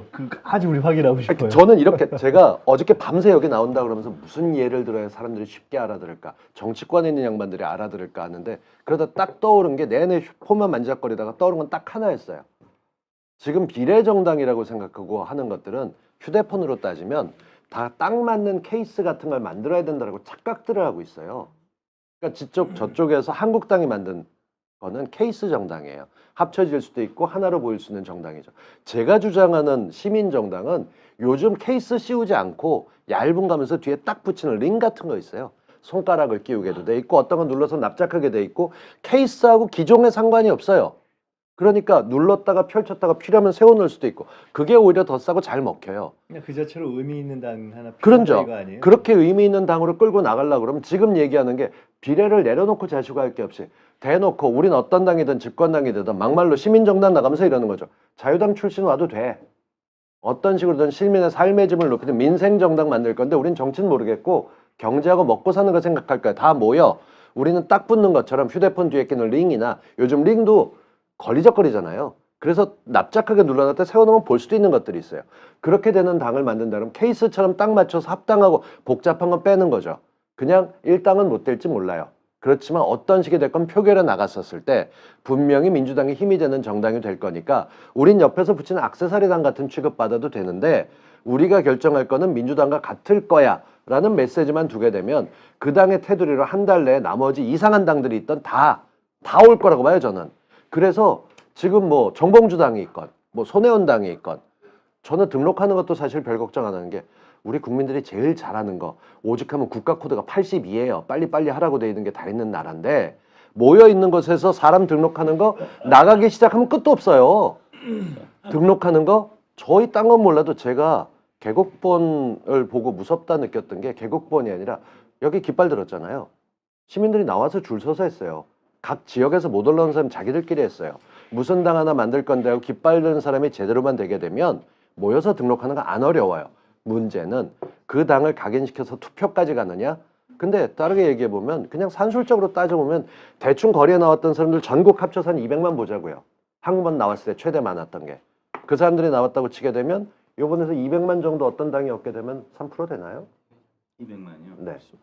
훨씬 많죠. 예. 훨씬 많죠. 네, 아니 저는 이제 거기서 더 첨언을 드리면 뭐 케이스 정당하고 뭐 그 링 정당 뭐 이렇게 비유해서 이제 이렇게 쏙 들어오는데 이제 그것과 배치되는 개념이 아니에요. 변호사님 얘기하셨던 부분은 이제 그 링 정당이 많은 의석을 가져가려면 더불어민주당이 아예 이 병립형 비례대표를 포기하면 더 많이 가져갈 수 있다라는 거고요. 그것도 아까워서 지금 주어야 돼. 아니요, 더 많이 가져갈 수 있다라는 거예요. 그리고 만약에 그런 식으로 민주당이 모든 걸 다 포기하고 그냥 아예 봉쇄를 해버리면 비례대표 후보들은 당 바깥으로 나가야 되겠죠. 그리고 지금 이 링 정당의 이 후보들로 다시 다 들어가서 거기서 같이 했다가 나중에 당선이 되면 다시 민주당으로 복당할 수 있겠죠. 뭐 그런 그렇게 되면 꼼수 부렸다고 순수주의자들이 싫어해요. 아니 그것 그거는 때문에 이제 그러는 당에서 거죠. 주도하는 것이 아니라 왜 내가 이런 얘기를 하고 있지? 말린 거지 지금. 아니 지금 정치적인 혼란을 겪고 지금 있는 말씀하신 것 들부터 제가 이제 생각되는 게 그러면 지금 말씀하신 링정당이라고 하는 게 사실은 기존에 이제 바깥에 있는 시민단체가 사실은 국회 안으로 들어가는 모양새가 될 수 있는 거거든요. 그러면 좀 더 검토해봐야 될 필요가 있는 것들은 그렇게 하는 것이 맞느냐보다 저는 맞느냐 틀리냐는 생각하고 싶다는 그렇게 하는 게 더 효과적일까? 아니면 물론 뭐 이렇게 뭐 싫어하시는 분도 있지만 민주당이 봉쇄 전략을 했었을 때 어쨌든 틀이 갖춰져 있는 기성 정당 정의당 오늘 전부터 보면 이제 여기 방송 보신 분 중에 정의당 싫어하시는 분들이 되게 많은 것 같아요. 그러니까 여기 예를 드는 겁니다. 정의당이 차라리 좀 더 적극적인 역할을 해줄 것을 바라는 게 더 효과적일 것이냐. 그러니까 차악이 어떤 것일까를 따져봤을 때 계산을 해보면 저 이택수 대표님이 더 잘하실 것 같아요. 이 부분은 이제 숫자가 명확하잖아요. 사실은 이게 여론조사를 해봐서 숫자가 명확한데 뭔가를 새롭게 만들어서 그 사이에 넣어서 민주당의 외곽이 대주기를 기대하는 게 더 효율적일지 아니면 비록 싫어하는 분들이 있을지 몰라도 기존에 있는 정당들이 사실은 그 자리를 차지하게끔 역할을 좀 도와준다는 게 입장 정리만 해도 도와주는 거니까 그게 더 나을지. 더 솔직하게 말씀드리면 저는 이런 복잡한 계산을 안 하고 정의당이나 민생당이 달라져야 된다고 생각해요. 이들은 맨날 기득권한테 뭐 내려놔라 양강구도 얘기했지만 정의당이 이번 선거 앞두고 내려놓은 게 뭐 있었죠? 누가 봐도 선거법에서 특혜를 얻었는데 심상정 대표 젊은이당 만들겠다고 처음에 무슨 룰 갖고 나왔다가 당내에서 까였어요. 그러고 난 다음에 시민단체 협조 안 되고 청년당 만들겠다고 떠들고 있었는데 심사하는 건 어른들이 앉아서 하고 있어요. 그리고 1위 받은 사람이 누구냐 했더니만 당내에서 전 대변이라는 사람이 1위예요. 창피하기 짝이 없어요. 지금 심상정 대표가 죄송합니다 대표님. 그 심상정 대표가 나 출마 안 한다. 그리고 김어준 뉴스공장 그 징계 나왔던 그 윤소호 원내대표 같은 경우 당선되겠지만 열심히 집어넣지만 나 지역에서 있는 거 하고 나서 정말 백의종군하겠다 얘기하고 당직 안 맡겠다 얘기하던가 욕심 안 부리는 걸 보내줘야 저같이 놀리면서 욕심상정 이런 얘기를 안 쓸 수 있어요. 뭐 내려놓은 게 있냐는 거죠. 젊은이들에게 줄게 했는데 안 왔어. 안 뽑혔어. 순위 보게 되면 저 단언합니다. 청년들 높은 순위 못 올라갑니다. 지지도 없고 세력도 없고 이들은 뛰니까. 그래서 저는 그런 게 좀 답답해요. 좀 다른데 정의당은 이제 1번, 2번, 11번, 12번이 청년한테 가게 돼 있습니다. 네. 그러니까 이제 장치는 그렇게 돼 있는데 나머지 것들이 더 올라가야 정의가 되는데 지금 통과했던 사람들 1번부터 10번까지 중에 별로 없으니까. 아니 그래도 무조건 1번, 2번, 11번, 12번은 35세 이하 청년이 되게 돼 있으니까 어쨌든 15개, 많아 15개 정도 되는 지금 의석을 차지할 게 객관적인 데이터인데 그중에 4석 줬으면 100석 이상의 정당인 민주당에 비해서 청년 허들 나이도 훨씬 높은데 만약 35세인데 그래 비하면 많이 준 거죠. 그리고 이제 특혜라기보다는 그동안 못 챙겨 먹은 걸 챙겨 먹은 거니까 조금 어폐가 조금 있으신 것 같다는 생각이 들고 지금 조사하는 걸 보면 15가지도 안 나올 수도 안 있을 것 나와요. 같아요. 지금 상황에서는 열- 오히려 그러니까 지금 문제가 미래한국당이 이렇게 가져가면서 정의당에서 하시는 분들의 말씀은 지나치게 낙관적으로 맞아요. 보여요. 그러니까 미래한국당이 그걸 더 가져갈 거. 그런 걱정이 차라리 저는 정당 쪽이 예상했던 대로의 연동형 비례대표제로 가져갈 수 있다라고만 확신이 든다면 걱정을 좀 덜 할 것 같아요. 정당의 실효 효과를 떠나서. 근데 그렇게까지도 안 보여요. 저는. 그러니까 절실해 보이지 않는 게 저는 문제라고 보이는 거예요. 그 잠깐 좀 한번 이렇게 얘기하는 방식을 바꿔볼까요? 그러니까 이 비례민주당이 정당하냐에 대한 논의는 아까 전망을 비례한국당 또는 미래한국당의 전망이 어떻게 될 거냐 하는 것에 설명해서 그냥 동시에 여기서 다 등치로 끝나버린 것 같아요. 그렇게 하면 거의 1당 내지는 150석 이상 갈 것 같다. 저쪽이 미래한국당. 그렇기 때문에 정당성을 논리적으로 여기서 논의하지 않고 그냥 절박한 필요성으로 이미 다 논의가 끝나고 지금 말씀들을 하신단 말이에요. 그래서 제가 달리 한번 여쭤볼게요. 자, 그러면 오늘 이 시점에서 아까 전공법으로 가는 방법과 뭐 알아서 하세요 이런 게 있다고 했는데 어떻게 보시는지 될 걸로 보세요? 비례민주당이 또는 많이 얘기해서 안 할래요. 또는 된다면 이미 지금 여러 가지 가능한 쟁점들이 조금 씨앗들이 보이잖아요.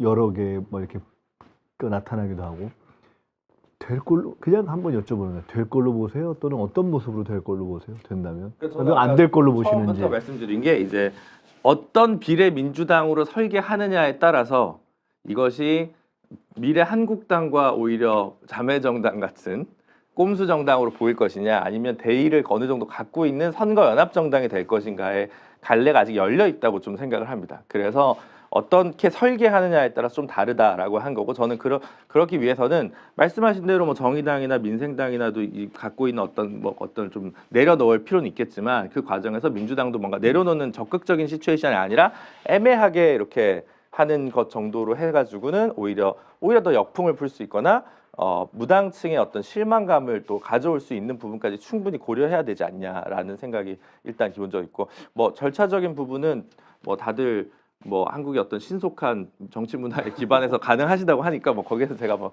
특별히 토달 문제는 아닌 것 같습니다. 다만 아시겠지만 이번 공직선거법 개정으로 인해서 지금 해석이 되게 애매하거든요. 예를 들어 미래한국당 같은 경우는 공관위에서 지금 비례대표를 다 공천하겠다고 하고 지금 공관위 위원까지 발표를 했습니다.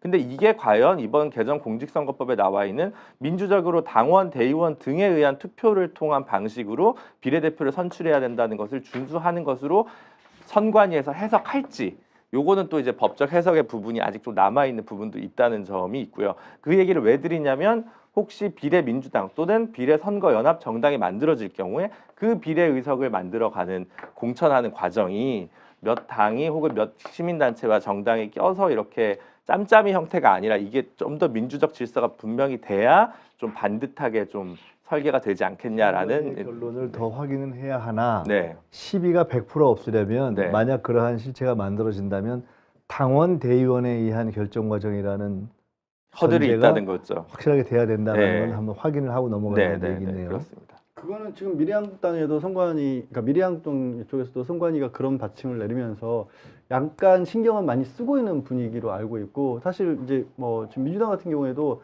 이른바 비례대표로 전략공천처럼 하는 그런 그 공천은 못하게 된 게 아니냐를 좀 약간 우려하고 있는 건데 저는 그 말씀 아까 이제 계속 이제 김준호 변호사님 하시는 그 꼼수정당이라는 표현이 이제는 지금 그 표현이 좀 죄송하지만 단계를 넘어간 게 아닌가.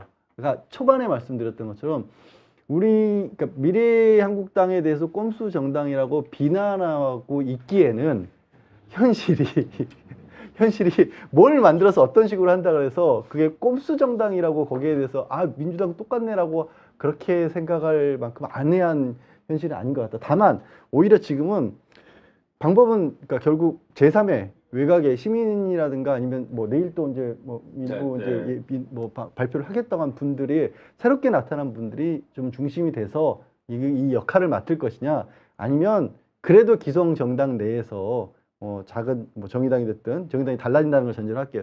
그것이 될 거예요. 둘 중에 하나가 저는 선택지가 남아있을 수밖에 없다. 근데 약간 개인적으로는 새로운 어떤 쪽에 좀 기대를 할 수밖에 없는 이유는 민주당도 정의당도 죄송하지만 기성 정치권이에요. 그들만이 가지고 있는 기득권이라는 걸 지키려고 노력을 할 거예요. 그거는 못 버릴 것 같아요. 그래서 사실은 큰 희망이 좀 덜 생겨요. 그쪽에는. 9천 명 현재 보고 계신데요. 이 대목에서 곽쌤이 좀 세게 말씀하시면 10,000명 넘어갈 것 같아요. 아니요. 저는 지금 구독자 빠지고 있습니다. 아니 제일 우리 곽 선생님 말씀하시는 것에 아니에요. 뜨겁습니다. 저는 이제 선관위 얘기 나왔으니까 제가 이제 뉴스톱이라는 팩트체크 뉴스를 제가 검색을 해봤는데요. 그 선관위에서 이제 정당법 2조를 얘기하면서 국민의 이익을 위하여 책임 있는 정치적 주장이나 정책을 추진하고 공직선거의 후보자를 추천 또는 지지함으로써 국민의 정치적 의사 형성에 참여함을 목적으로 하는 국민의 자발적 조직이라고 정당을 정의하고 있는데 민주당에서 우리 김민석 이제 후보님께서 선관위에 한번 이런 질의를 해보는 게 어떨까 싶어요. 지금 얘기 나왔던 정의에서 국민이라고 돼 있는데 제가 해야 돼요, 진짜? 네, 이거는 이제 당 차원에서 예. 어떤 취지냐면요. 국민이 아니라 특정 정당의 이익을 위하여 네. 책임 있는 정치적 주장이나 정책을 추진하고 공직선거의 후보자 추천 또는 지지함으로써 특정 정당의 정치적 의사 형성에 참여함을 목적으로 하는 특정 정당의 유사 조직, 즉 미래한국당과 유사한 조직으로서 미래민주당을 설립해도 되는지 선관위 유권 해석을 한번 내려달라고 해보는 거예요.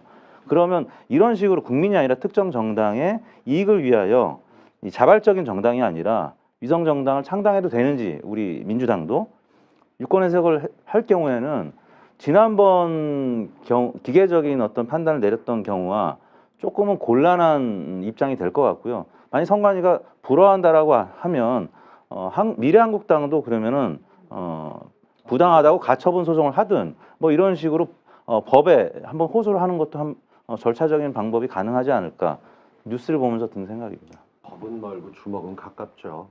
상황이 그렇다 보니까 이건 이거대로 진행을 해야 해서 됩니다, 제가 당연히. 못 참고 말씀하실 줄 알았어요. 계속 해보세요. 네. 아니 다른 게 아니라 지금 같은 경우는 민주당은 사실 결정을 못 내릴 거라고 봅니다. 아까 양 변호사님 말씀하셨던 대로 기성정당의 틀은 계속 놓고 앉아서 케이스만 맞추려고 하고 있단 말이에요. 근데 국민들 생각하기엔 이겨야 된다고 생각을 하다 보면 여러 가지 판단이 들 수밖에 없어요. 근데 어떻게 보면 변절하라고 시키는 것 같거든요. 그러니까 민주당을 어떤 사람은 비례민주당을 민주당이 만들어서 딱 맞는 케이스처럼 끌고 가라 하고 외치는 사람들이 많아요. 이 사람들은 이겨야겠다는 절박함이 있는 거예요. 지금 왜냐하면 누가 봐도 코로나19가 발생하고 났는데 방역할 때 5일 동안 확진자가 하나도 안 나왔는데 갑자기 한 지역에서 그것도 저쪽 통합당 쪽에 중심이 돼 있는 쪽에 나왔는데 그 사람들은 거기서 신천지란 발도 못하고 있어요. 대통령이 먼저 사전 점검하고 나니까 그제서 그 당대표가 가서 하는 그런 쪽이 돼 있는 거죠. 이런 양반들이 정권을 잡으면 안 되겠다고 떠들기 때문에 지금 새롭게 뭘 만들겠다라고 하는데 저는 이 과정 자체가 진짜 슬퍼요. 그러니까 대한민국 정치에서 지금 순수한 의도로 만들었던 뭐였건 전 참고로 말씀드리면 선거법 개정을 저는 반대했던 몇 안 되는 사람이에요. 설마 지 팔다리 잘라내는데 이거 하겠어라고 제가 좋아하는 김성수 평론가하고 같이 내기했고 전 졌어요. 절대 못할 거라고 했는데 통과가 됐어요. 네? 5만 원 내겼는데 돈을 안 줬어요. 성수가 이긴 걸로 그냥 끝내고. 근데 그러다 보니까 저는 지금 이게 통과됐는데 이런 것들에 대해서 상식적으로 나오게 된 건데 이렇게까지 대놓고 편법을 쓴 거라는 건 몰랐다는 거죠. 근데 편법이 나왔어요. 그리고 제가 아는 게 처나 그밖에 무슨 법제처라든가 뭐 중앙선관리위원회라든가 하는 데가 오늘 요즘 들어서 엊그저께부터 신문에 나오는 게 영수회담이에요. 그거 다 사라졌단 말이 영수회담에 누가 참석한다. 그러니까 다르게 얘기하면 대통령과 맞짱 뜨는 정당이 대놓고 복제인간을 하나 만들었는데 이걸 니들 가짜야 라고 대놓고 지적하는 게 되겠냐고요. 이미 위장이긴 한데 위장전입인데 들어서 신고까지 하고 다 허가받고 살고 있는 거예요.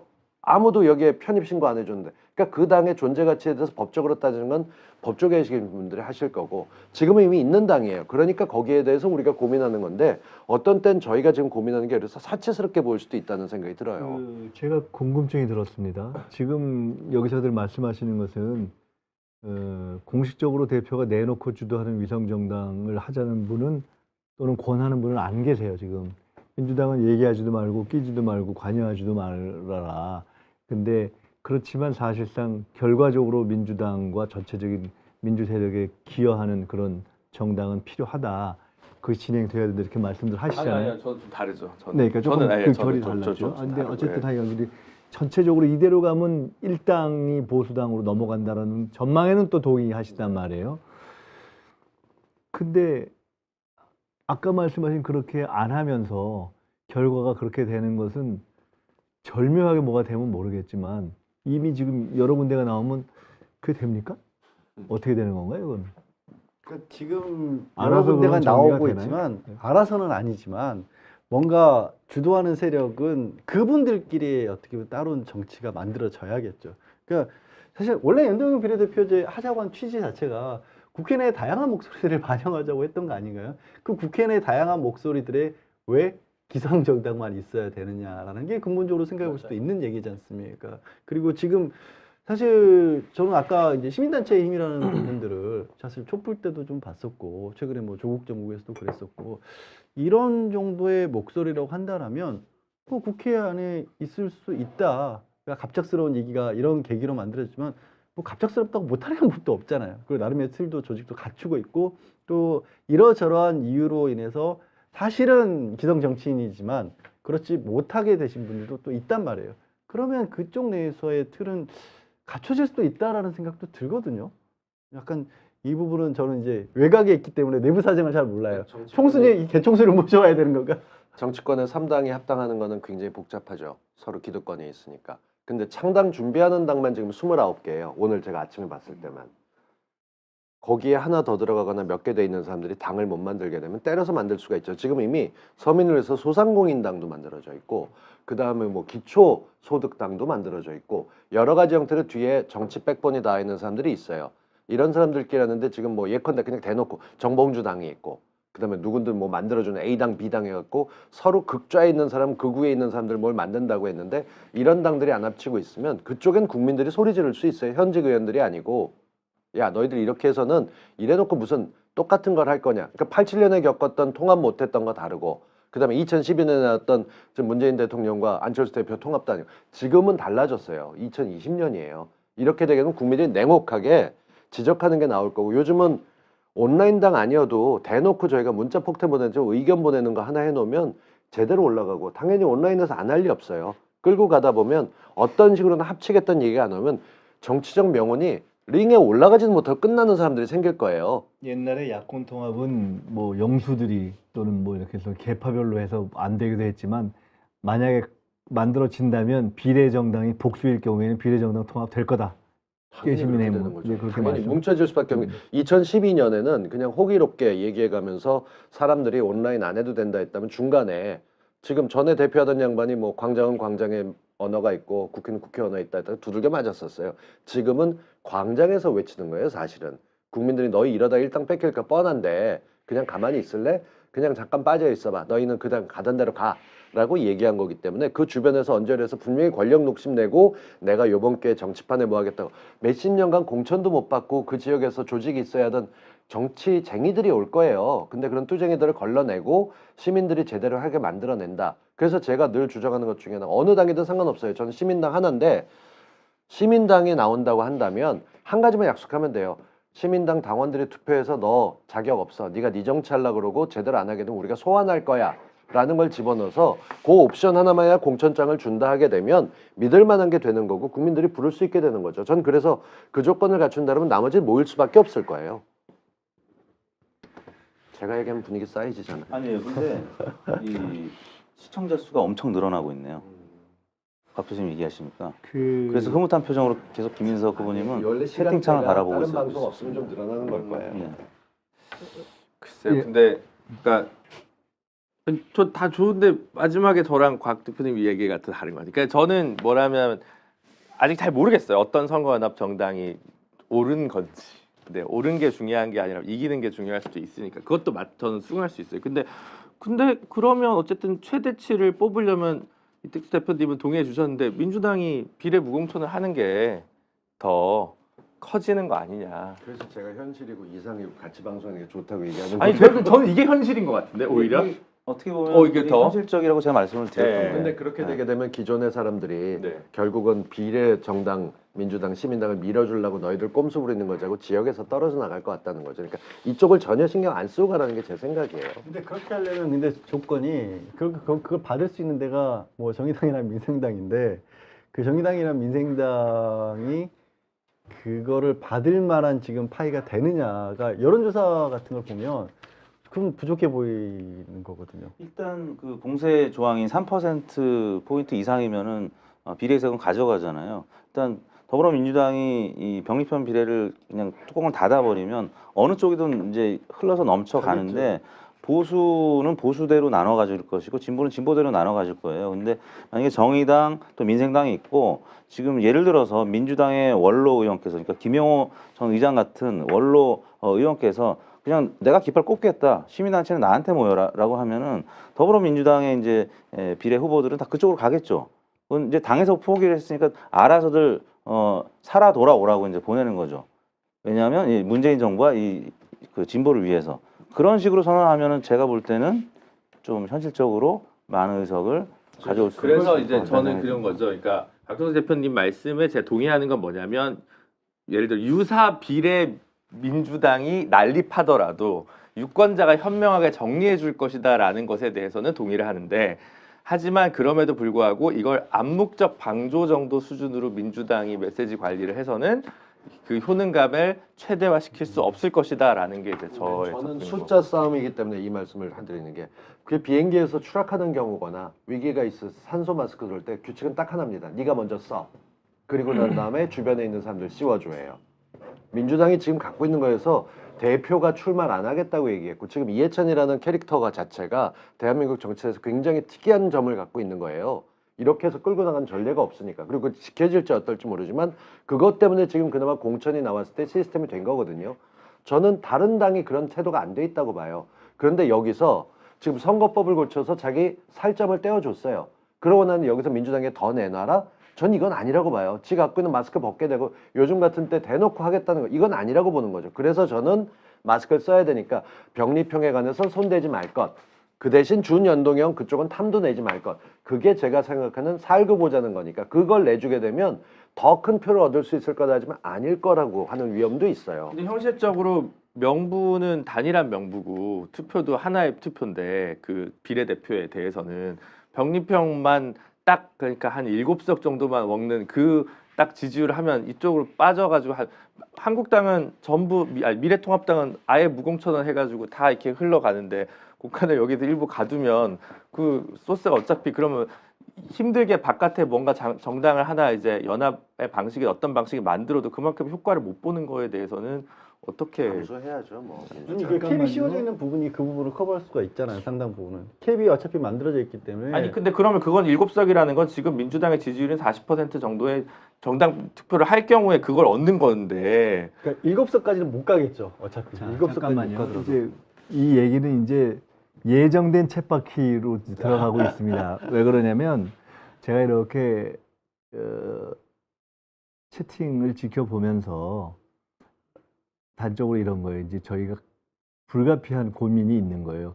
당장 사회가 지난번까지 제가 몇 번을 하면서 야 사회 잘 본다 이런 소리 좀 들었거든요. 오늘은 야 사회 답답하다 이런 소리 제가 알고 있어요. 무풀이 정상이었는데 악풀이 그리고 이게 이제 올라왔습니다. 여기서 논리를 펴는 것과 행동으로 가는 행동을 책임진 행동가들이 아닌 분들이 말씀하시는 것이 갖는 그런 근본적인 모순과 한계가 있는 거예요. 또 하나는 사실 이 논의 자체가 저런 나쁜 놈들 저런 꼼수를 쓰다니 하고 시작해가지고 꼼수가 가버리네 하면서 이제 사실은 얘기가 되는 것이어서 게다가 여기서 말씀하는 분들이 다 야, 민주당이 내놓고는 하지 마. 근데 하여간 실수 없이 가도록 역할은 다 해야 돼. 지금 이렇게들 말씀하시고 계신 전제가 있어서 이 논의가 아무리 논의를 해도 어느 단계 이상 가기는 어려운 것이 있다는 것을 다 이해하고 여기서 제가 끝내자는 것이 아니라 잠깐 머리를 식히고 이 토론의 성격상 딱 2가지 주제를 잠깐 갖다가 마지막으로 다시 이제 원점 회귀하면서 마무리를 하는 것이 적절하다고 생각이 듭니다. 하나는 자 이렇게 돼버렸는데 그러면 연동형 비례제 도대체 이거 다음번엔 갈까? 또는 이대로 좋을까? 원래 취지는 이런데 앞으로는 어떻게 방향을 조정해야 되지? 하는 문제를 그래도 짚어는 봐야 된다고 봅니다. 이것 하나와 두 번째는 그냥 섞어서 말씀해 주셔도 좋을 것 같아요. 현실로서의 이번 총선에서 이 코로나, 저는 코로나 워라고 표현하는데 모든 것을 지금 빨아들인 코로나 이 상황이 한편으로는 코로나 방역에 있어서 정말 이거를 감염할 수 있는 그런 가능성 있는 부분을 단호하게 대처하면서 코로나 때문에 생기는 민생의 어려움을 또 단호하게 지원하는 이게 같이 해결해야 되는 이런 문제가 전혀 다른 틀이 지금 형성이 되고 있잖아요. 이것과 총선 전망을 좀 결부시켜서 이게 민주당이 됐건 아니면 어디가 됐건 올바른 정치 세력이 이 국면에서 총선에 대한 태도는 어떻게 가져가야 되는 건지, 이슈는 어떻게 바뀌고 프레임은 어떻게 바뀌는지를 조금은 한번 오늘 좀 짚어주셨으면 좋겠어요. 그래서 그 이 두 가지를 그냥 섞어서 편하게들 한 10분에서 15분 하시고 끝으로 다시 한번 뜨거워져서 자, 솔직하게 아까 우리가 전제할 한계 위에서 이 문제에 대한 입장들을 좀 마무리하시면 어떨까 싶습니다. 저는 사실 연동형 비례대표자 관련된 이런 오늘같이 그러니까 미래통합당이라고 하는 미래한국당이라고 하는 황당한 조직은 앞으로는 안 나올 것 같아요. 이게 한시적으로 만들어진 거기도 하고 이번에 중연동형 캡을 세우는 것 자체도 그렇고 한번 그렇게 해서 통합원대 또 밖으로 떼낸다 이런 생각할 수도 없지 않습니까? 그렇게 해도 다시 나올 것 같지는 않은데 연동형 비례대표제라는 것 자체에 대해서는 상당히 저는 뭐 긍정을 하는 편이고 뭐 기본적으로 지금 어찌 보면 여기서 지금 문제가 아까 코로나하고도 연결이 되는데 너무 치열하게들 전쟁 수준으로 가 있거든요, 사실은. 그러니까 근본적으로 그럴 수밖에 없는 구조는 한번 탄핵을 해서 권력을 뺏겼다라고 생각하는 사람들이 있는 상황에는 이 후반 전쟁은 이어질 수밖에 없다고 저는 봐요. 그러다 보니까 중간에 전쟁에 직접적으로 가입 생각하지 않는 가운데 낀 시대가 분명히 있거든요. 그거를 좀 풀어줄 수 있는 역할 자체도 연동형 비례대표가 어느 정도 할 수는 있다라고 봐요. 그래서 사실 민주당이 뭐 대승적 결단을 내린 이유도 그런 부분까지 저는 이성적으로 고려를 했다고 보는데 지금의 상황은 이성보다 감성이 더 앞서다 보니까 다시 한번 이번 총선에 그러길 바라는 거지만 한해서 그런 상황이 되고 있다고 보고 근데 거기에 코로나 워라고 표현하신 그 부분이 어떻게 작용을 할 거라는 생각을 해보면 상당히 부담스러운 상황이에요.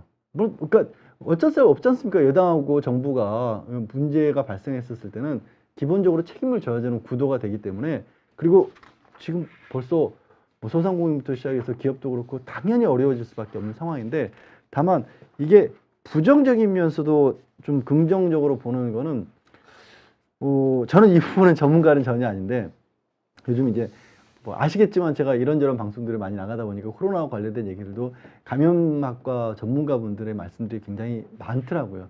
그러니까 지금 어제 오늘 사이에 언론에서도 일본과 미국과 비교했을 때 대한민국이 대처를 얼마나 잘하고 있는지를 보여주는 사례들이 나오기 시작하고 있어요. 그리고 막을 수 있을 것 같다라고 생각했던 유럽 쪽도 이미 뚫리기 시작했다. 그러니까 오늘 점심시간에 제가 미국에서 오신 분하고 밥을 먹었는데 그 말씀 하시더라고요. 미국에서 코로나 검진 받으려면 비용이 얼마나 나오는지 아세요?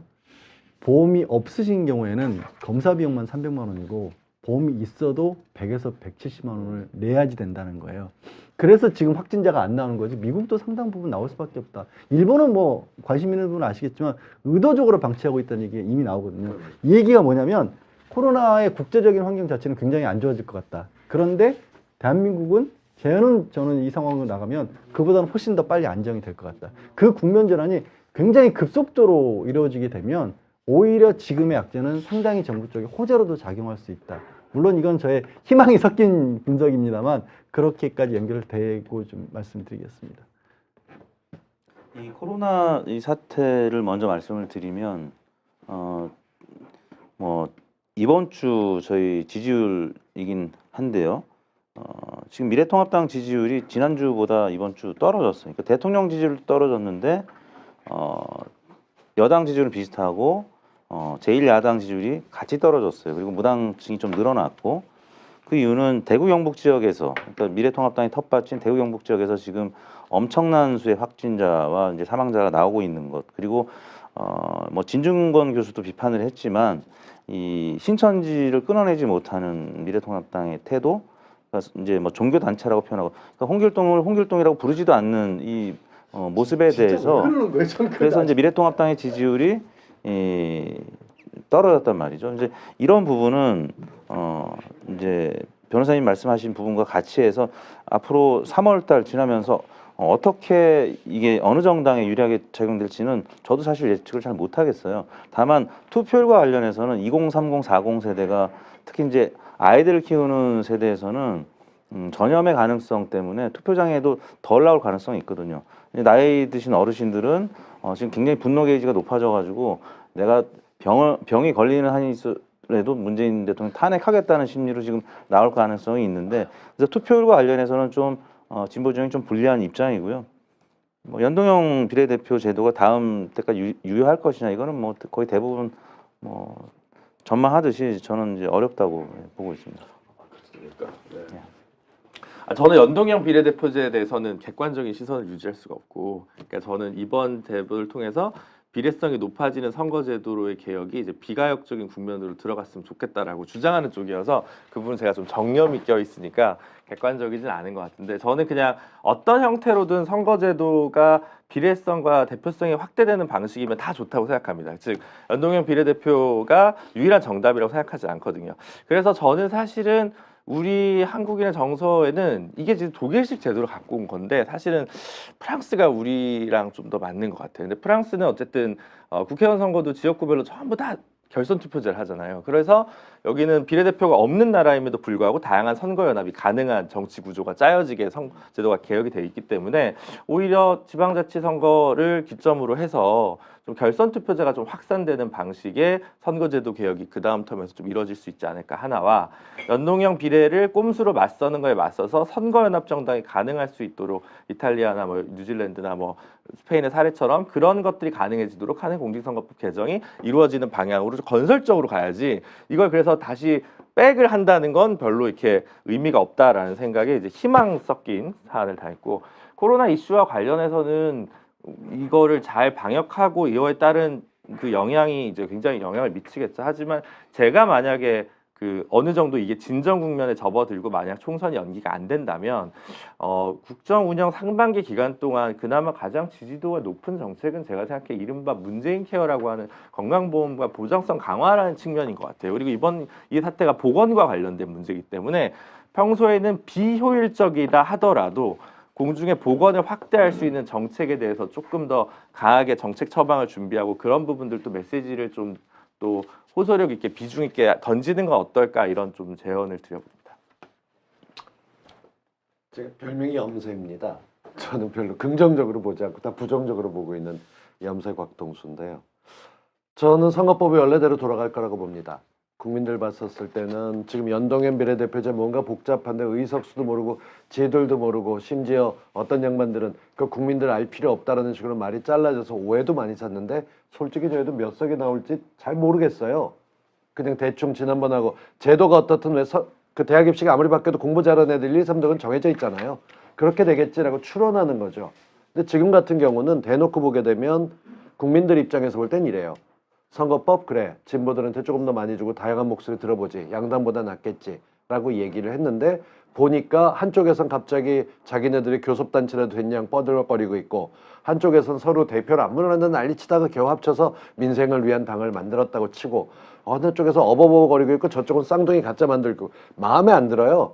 야, 그냥 투표한 대로 가는 걸로 해, 뭐 복잡하게 말고 라고 갈 가능성이 높다 봅니다. 왜냐하면 다양성을 인정하는 게 굉장히 힘들어요, 우리 문화에서.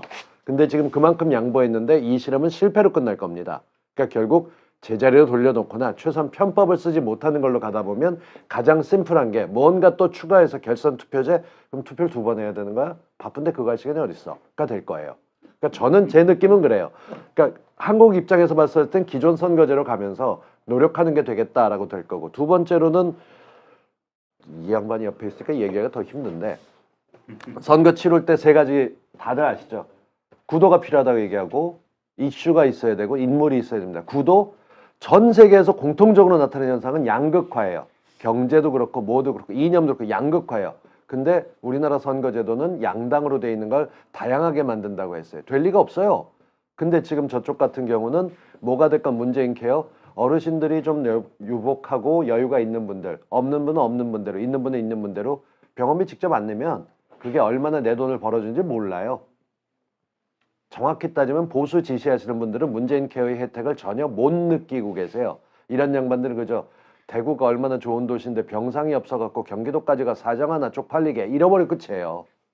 저는 코로나에 관해서 퍼트리게 신천지가 있건 뭐하건 그건 자기 동네 사람들이에요. 종교의 자유가 있는 나라에서 그게 뭐였다고 안 알아보고 감싸고 있는 거예요. 저는 그 종교 같은 게 코로나 때문에 문재인 정부가 이기게 되거나 덩다는 거 없어요. 그 대신 문재인 정부에서 지금 했던 건 총리가 내려가 있고 그리고 대통령이 방문했던 걸 먼저 했기 때문에 손실은 줄일 수 있겠지. 이건 데미지 컨트롤이에요, 그야말로.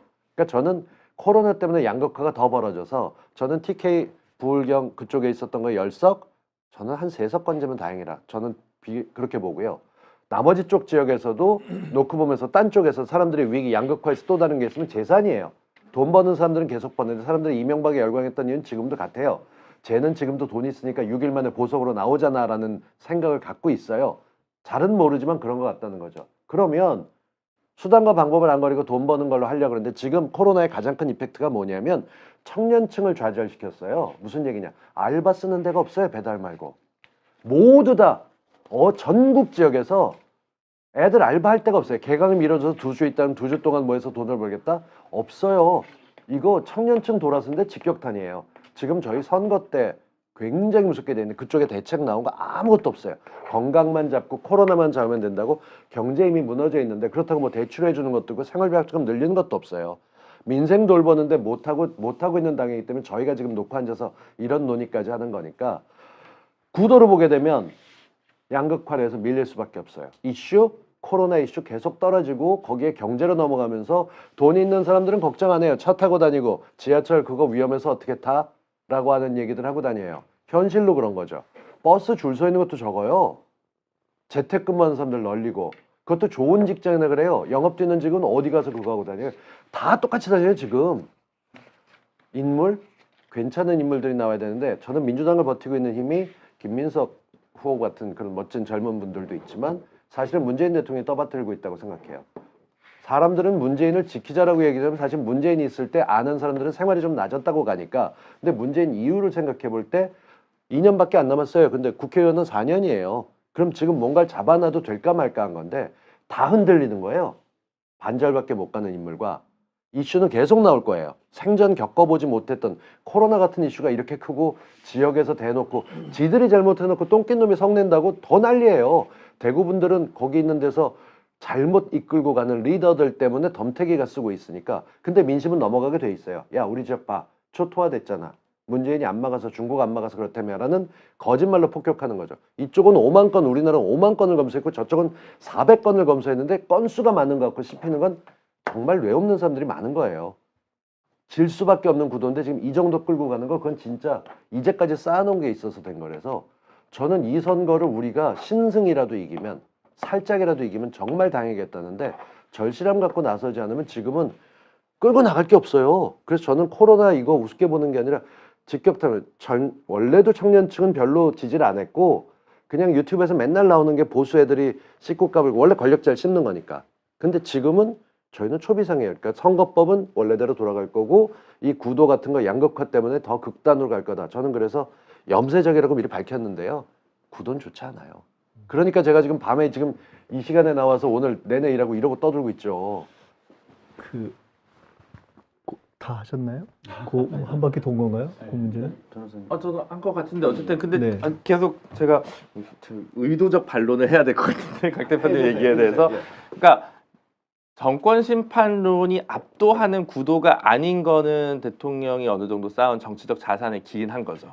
근데 이제 야당 심판론을 얘기하기엔 제가 볼 때 좀 헐거운 것 같아요. 그래서 구도가 안 잡혀 있고 그 상황에서 아까 이택수 대표님 말씀하신 대로 부동층이나 무당층이 지금 늘고 있는 형세라는 거죠. 말하자면 탄핵이라는 조건 하에서 대통령이 얻은 지지율이 40%였죠.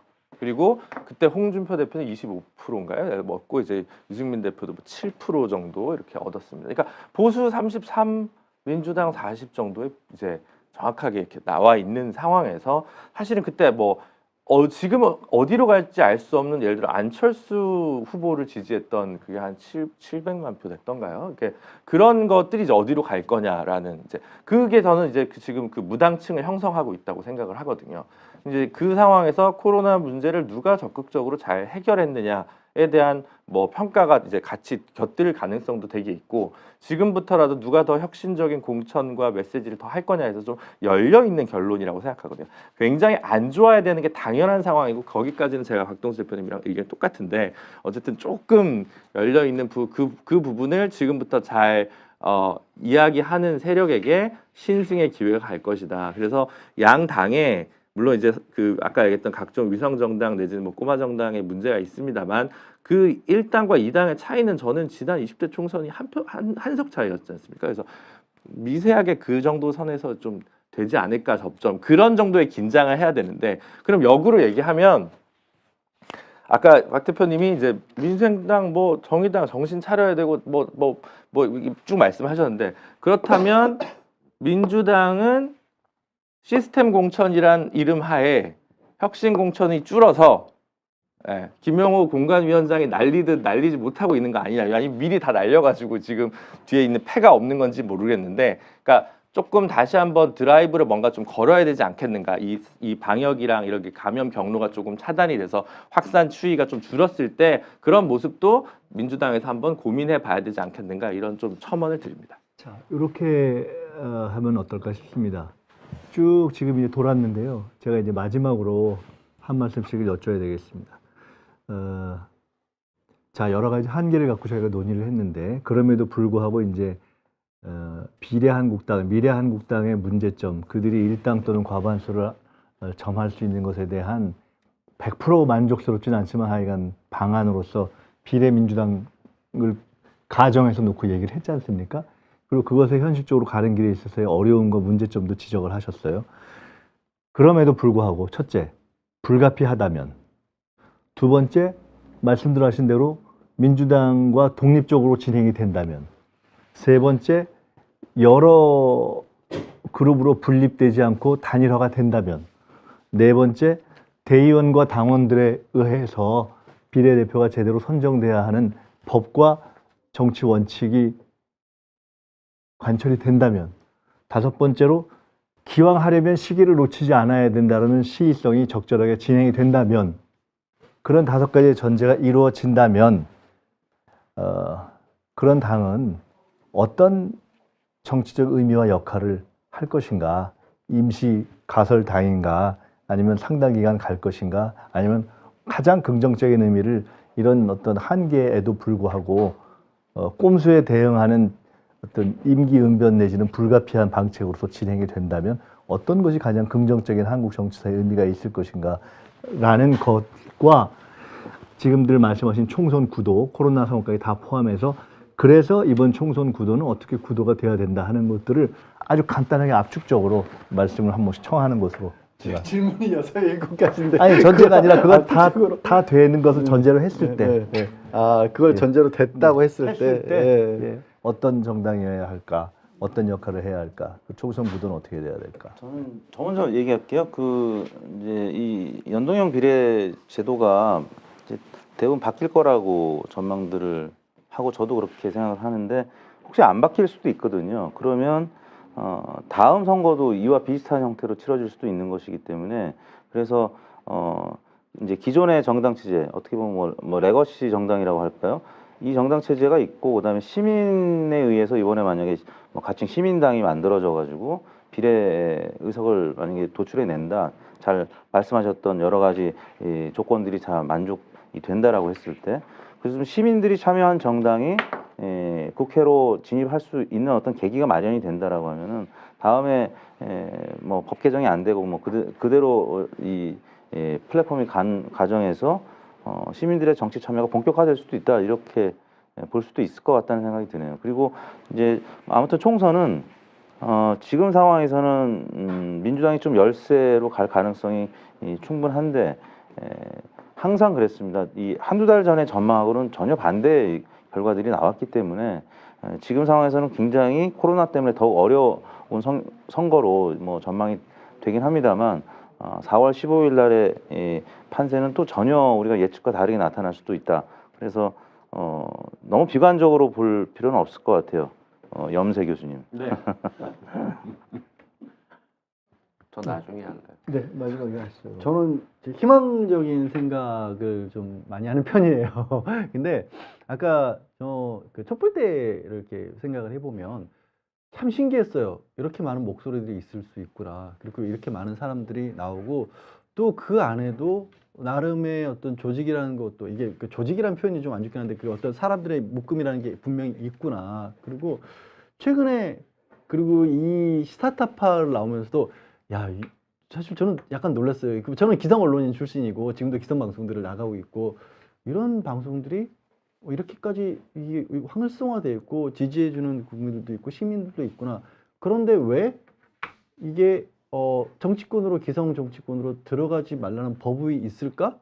그러니까 이게 위기인데 그 위기 속에서 어떻게 보면 전혀 새로운 어떤 도전이나 시도가 만들어질 수도 있는 기회도 된다라는 쪽으로 저는 보고 싶어요. 그게 아까 저희가 여러 가지 얘기를 했지만 그 어떤 틀을 따르지 않을 수도 있어요. 하지만 분명히 그 어떤 기회가 충분히 될 수 있는, 그러니까 위기는 억지로라도 만들어져야 될 정도가 사람들이 쪼여야 쉽게 말로 막 도저히 안 되겠다가 돼야 뭐가 나오잖아요, 사실 현실적으로. 그래서 굉장히 될까 싶지만 그런 기회가 되기를 좀 굉장히 희망까지 섞어서 말씀드리고요. 그리고 코로나 전국은 저는 개인적으로는 중국조차도 지금 전환기가 들어섰다라고 하고, 그리고 본격적인 어떤 전파 이후에 한 달 반에서 2달 정도. 근데 우리 같은 경우는 저는 개인 방역 작업 굉장히 잘하고 있다고 보거든요. 그래서 이것도 전화위복의 큰 그 기틀도 될 수 있다. 물론 피해는 많겠지만, 정부 방침이 맞았구나, 내지는 정말 잘했구나. 공교롭게도 항상 세월호 이후에 마치 세월호 때도 한동안 그 구원파라고 하는 특정 종교 때문에 굉장히 시끄러웠잖아요. 근데 그게 그때와는 지금 다른 양상이란 말이에요. 그래서 이게 잘 해결이 되면 이것도 좋은 쪽으로도 작용할 수 있을 거라는 기대도 해봅니다. 먼저 아니 먼저. 반론하려고 아니 저 반론 안 하겠습니다. 끝으로 하고 싶어 하시니까. 그러세요? 네. 아니 저는 다 얘기해서 저는 그냥 그 주어진 조건은 명백하고 그래서 열려 있는 결론 3, 40석이 어디로 갈 건지 열려 있는 결론을 선취하는 자는 앞으로 2년 내지 4년 짧게를 어떤 방향으로 되게 원론적인 얘기 드릴게요. 그냥 무엇을 하겠다라는 메시지가 좀 더 잘 보였으면 좋겠어요. 대통령께서 집권을 하시고 탄핵을 이루고 새로운 정권이 들어서서 한반도 평화, 그다음에 이제 뭐 혁신과 소득주도 성장으로 대표되는 공정경제 뭐 이런 부분, 그리고 이제 권력기관 개혁 세 가지 축으로 이제 처음 이제 3년이 지내왔습니다. 그러면 각각의 2라운드가 무엇이냐를 좀, 혹은 그때 빠졌던, 그리고 최근에 이제 포용이라는 표현으로 조금 더 얘기하시는 복지 부분들이 조금 더 구체화돼서 삶에 밀착되긴 언어로 만드는 좀 이야기들이 울려 퍼졌으면 좋겠어요. 그게 첫 번째고, 두 번째는 선거제도 개혁은 뭐 예를 들어 정의당이나 뭐 소수정당 뭐 아니면 녹색당의 원내 진출을 위한 선거제도 개편이었다고 저는 생각하지는 않습니다. 그러니까 진보에게 더 유리하고 보수에게 더 불리한 그런 선거제도 개혁이라고 생각하지 않습니다. 유권자에게 더 유리한 선거제도라고 생각하거든요. 유권자에게 힘이 훨씬 그 전보다 더 많이 가져왔는데 그 상황에서 이 지금 현재 있는 난관이 어떻게 돌파될 것인가 되게 흥미롭게 기록될 선거라고 생각을 합니다. 저는 지금 사실 얘기를 듣고 싶었던 게 대단히 죄송한데요. 저도 예전엔 되게 맑고 이상적이었거든요. 김 변호사 볼 때마다 왜 안 믿으세요? 저 예전에 우리도 그러지 않았어요? 이상적이고 여기는 조금. 전 현실적이고 때 묻었죠 이제. 그러니까 저도 예전에는 아니, 우리 저렇게들 안 보세요. 지금 저 채팅장에 우리 같이 함께 하시는 깨시민들은 꼭 그렇게 안 보시니까 너무 근데 스스로. 저도 그렇게 이상적이었으면 좋겠다고 얘기하는데, 그러니까 저는 이번 선거 국면을 보면서 예전 아이폰 출시될 때 기억났어요. 그때 아이폰이 나왔을 때 국내에서 좌담회가 아이폰 찻잔 속의 태풍이냐 진짜 태풍이냐 이런데 거기 참석했던 모든 사람들이 아이폰 별거 없다고, 뜯어보면 거기서 거기라고, 이길 수 있다는 얘기를 숱하게 했어요. 근데 제가 사회를 봤는데 제가 끄트머리 했던 말이, 근데 지금 주머니에 아이폰 하나씩 다 있으시죠? 그래서 쓰니까 편하죠. 근데 이제 와서 그게 뭐 삼성이 따라잡을 수 있고 어디가 있을, 그런 얘기 뭐하러 하냐고. 이미 태풍이라고. 왜들 아니라고 그러냐고 얘기해요. 제가 선거 놓고 볼 때 구도 이슈 인물 얘기하면, 구도는 저쪽에서 이미 비례당을 만들었어요. 그러니까 비례정당을 만든 야당과 비례당이 없는 여당의 싸움이에요. 누가 봐도 일단 숫자가 하나 부족해요. 근데 저쪽 당은 원내에서 교섭단체도 만들 수 있는 당이 될 거예요. 그러니까 그걸 놓고 앉아서 뭘 어떻게 하느냐가 되게 한가해 보이는 거예요. 저 젊었으면 그래도 우리는 소신을 지켜야 됩니다 했을 거예요. 근데 지금은 그렇게 하고 있어요. 두 번째 이슈 정말 안 좋아요. 조국 장관에서 정경심 교수는 모르겠어요. 저는 이 나라가 사법정의가 있나라는 생각이 드는 게, 변호사님들이 계시니까 저도 재심 청구해야 되는데 지금 못하는 게 하나 있는데요.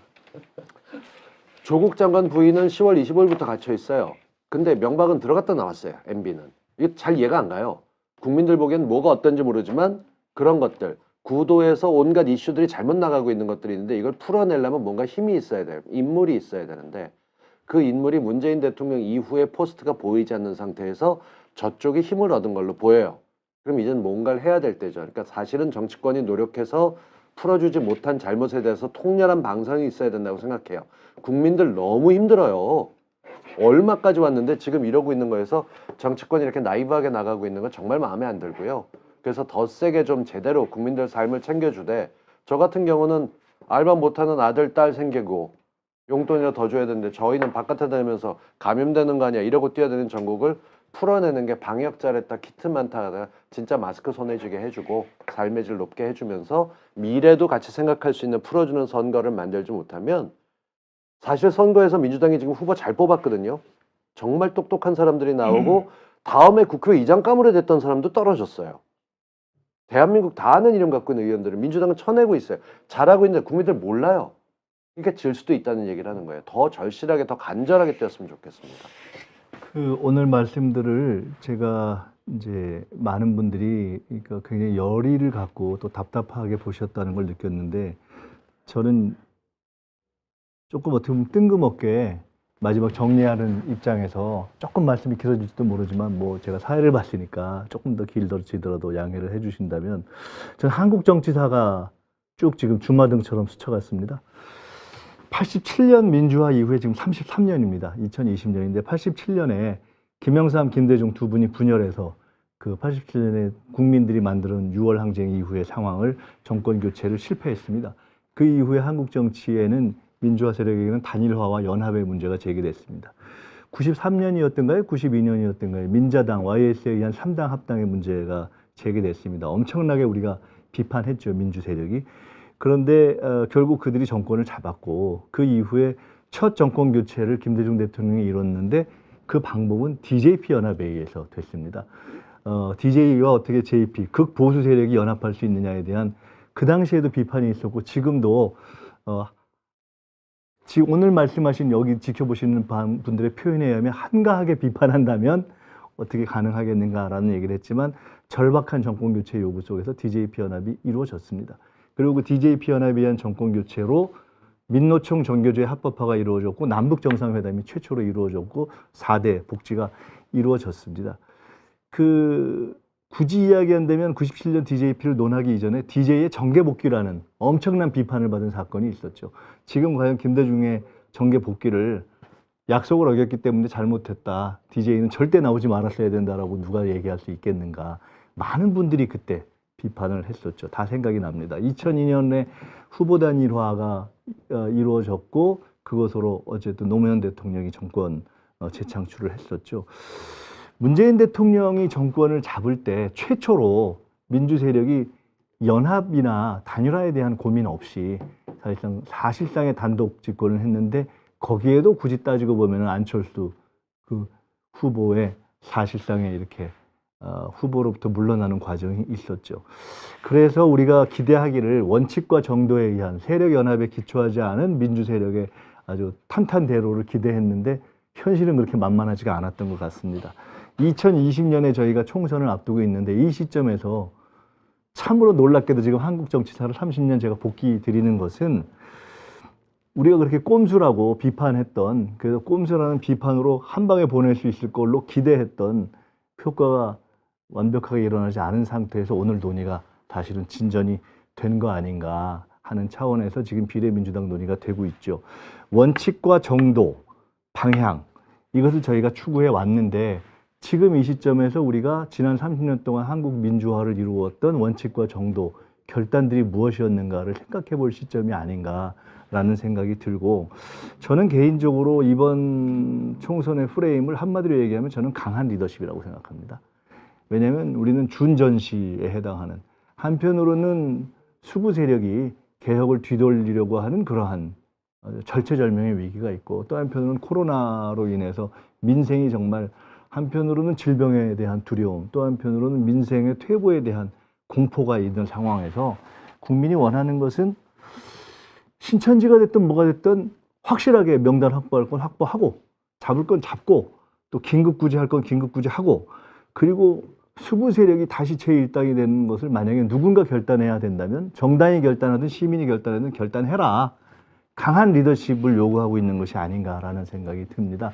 누가 원칙과 정도를 지키는 것인가, 원칙과 정도를 지키는 것이 매번 직진회로만 있는 것인가에 대한 30년을 되돌이켜본 참 고민을 우리가 한번 복기해 보면서, 그러나 원칙과 정도를 실현하는 현실에 맞는 결단을 아마 지금 지켜보는 분들은 고민을 하시고 계신 거 아닌가 싶습니다. 여기서 우리가 결단하고 행동할 수 있는 입장에 있는 사람들은 아니라 여기 계신 모든 분들이 그것은 충분히 여러분들의 열망과 고민을 이해하면서 사실 오늘 토론에 임했다 하는 것을 양해해 주시면 어떨까 하는 생각이 들고, 하여간 다들 말씀하셨듯이 시간이 많지는 않다 하는 것을 우리가 충분히 이해할 수 있는 시간이었다 하는 것을 오늘 토론 마칠까 합니다. 감사합니다. 고맙습니다.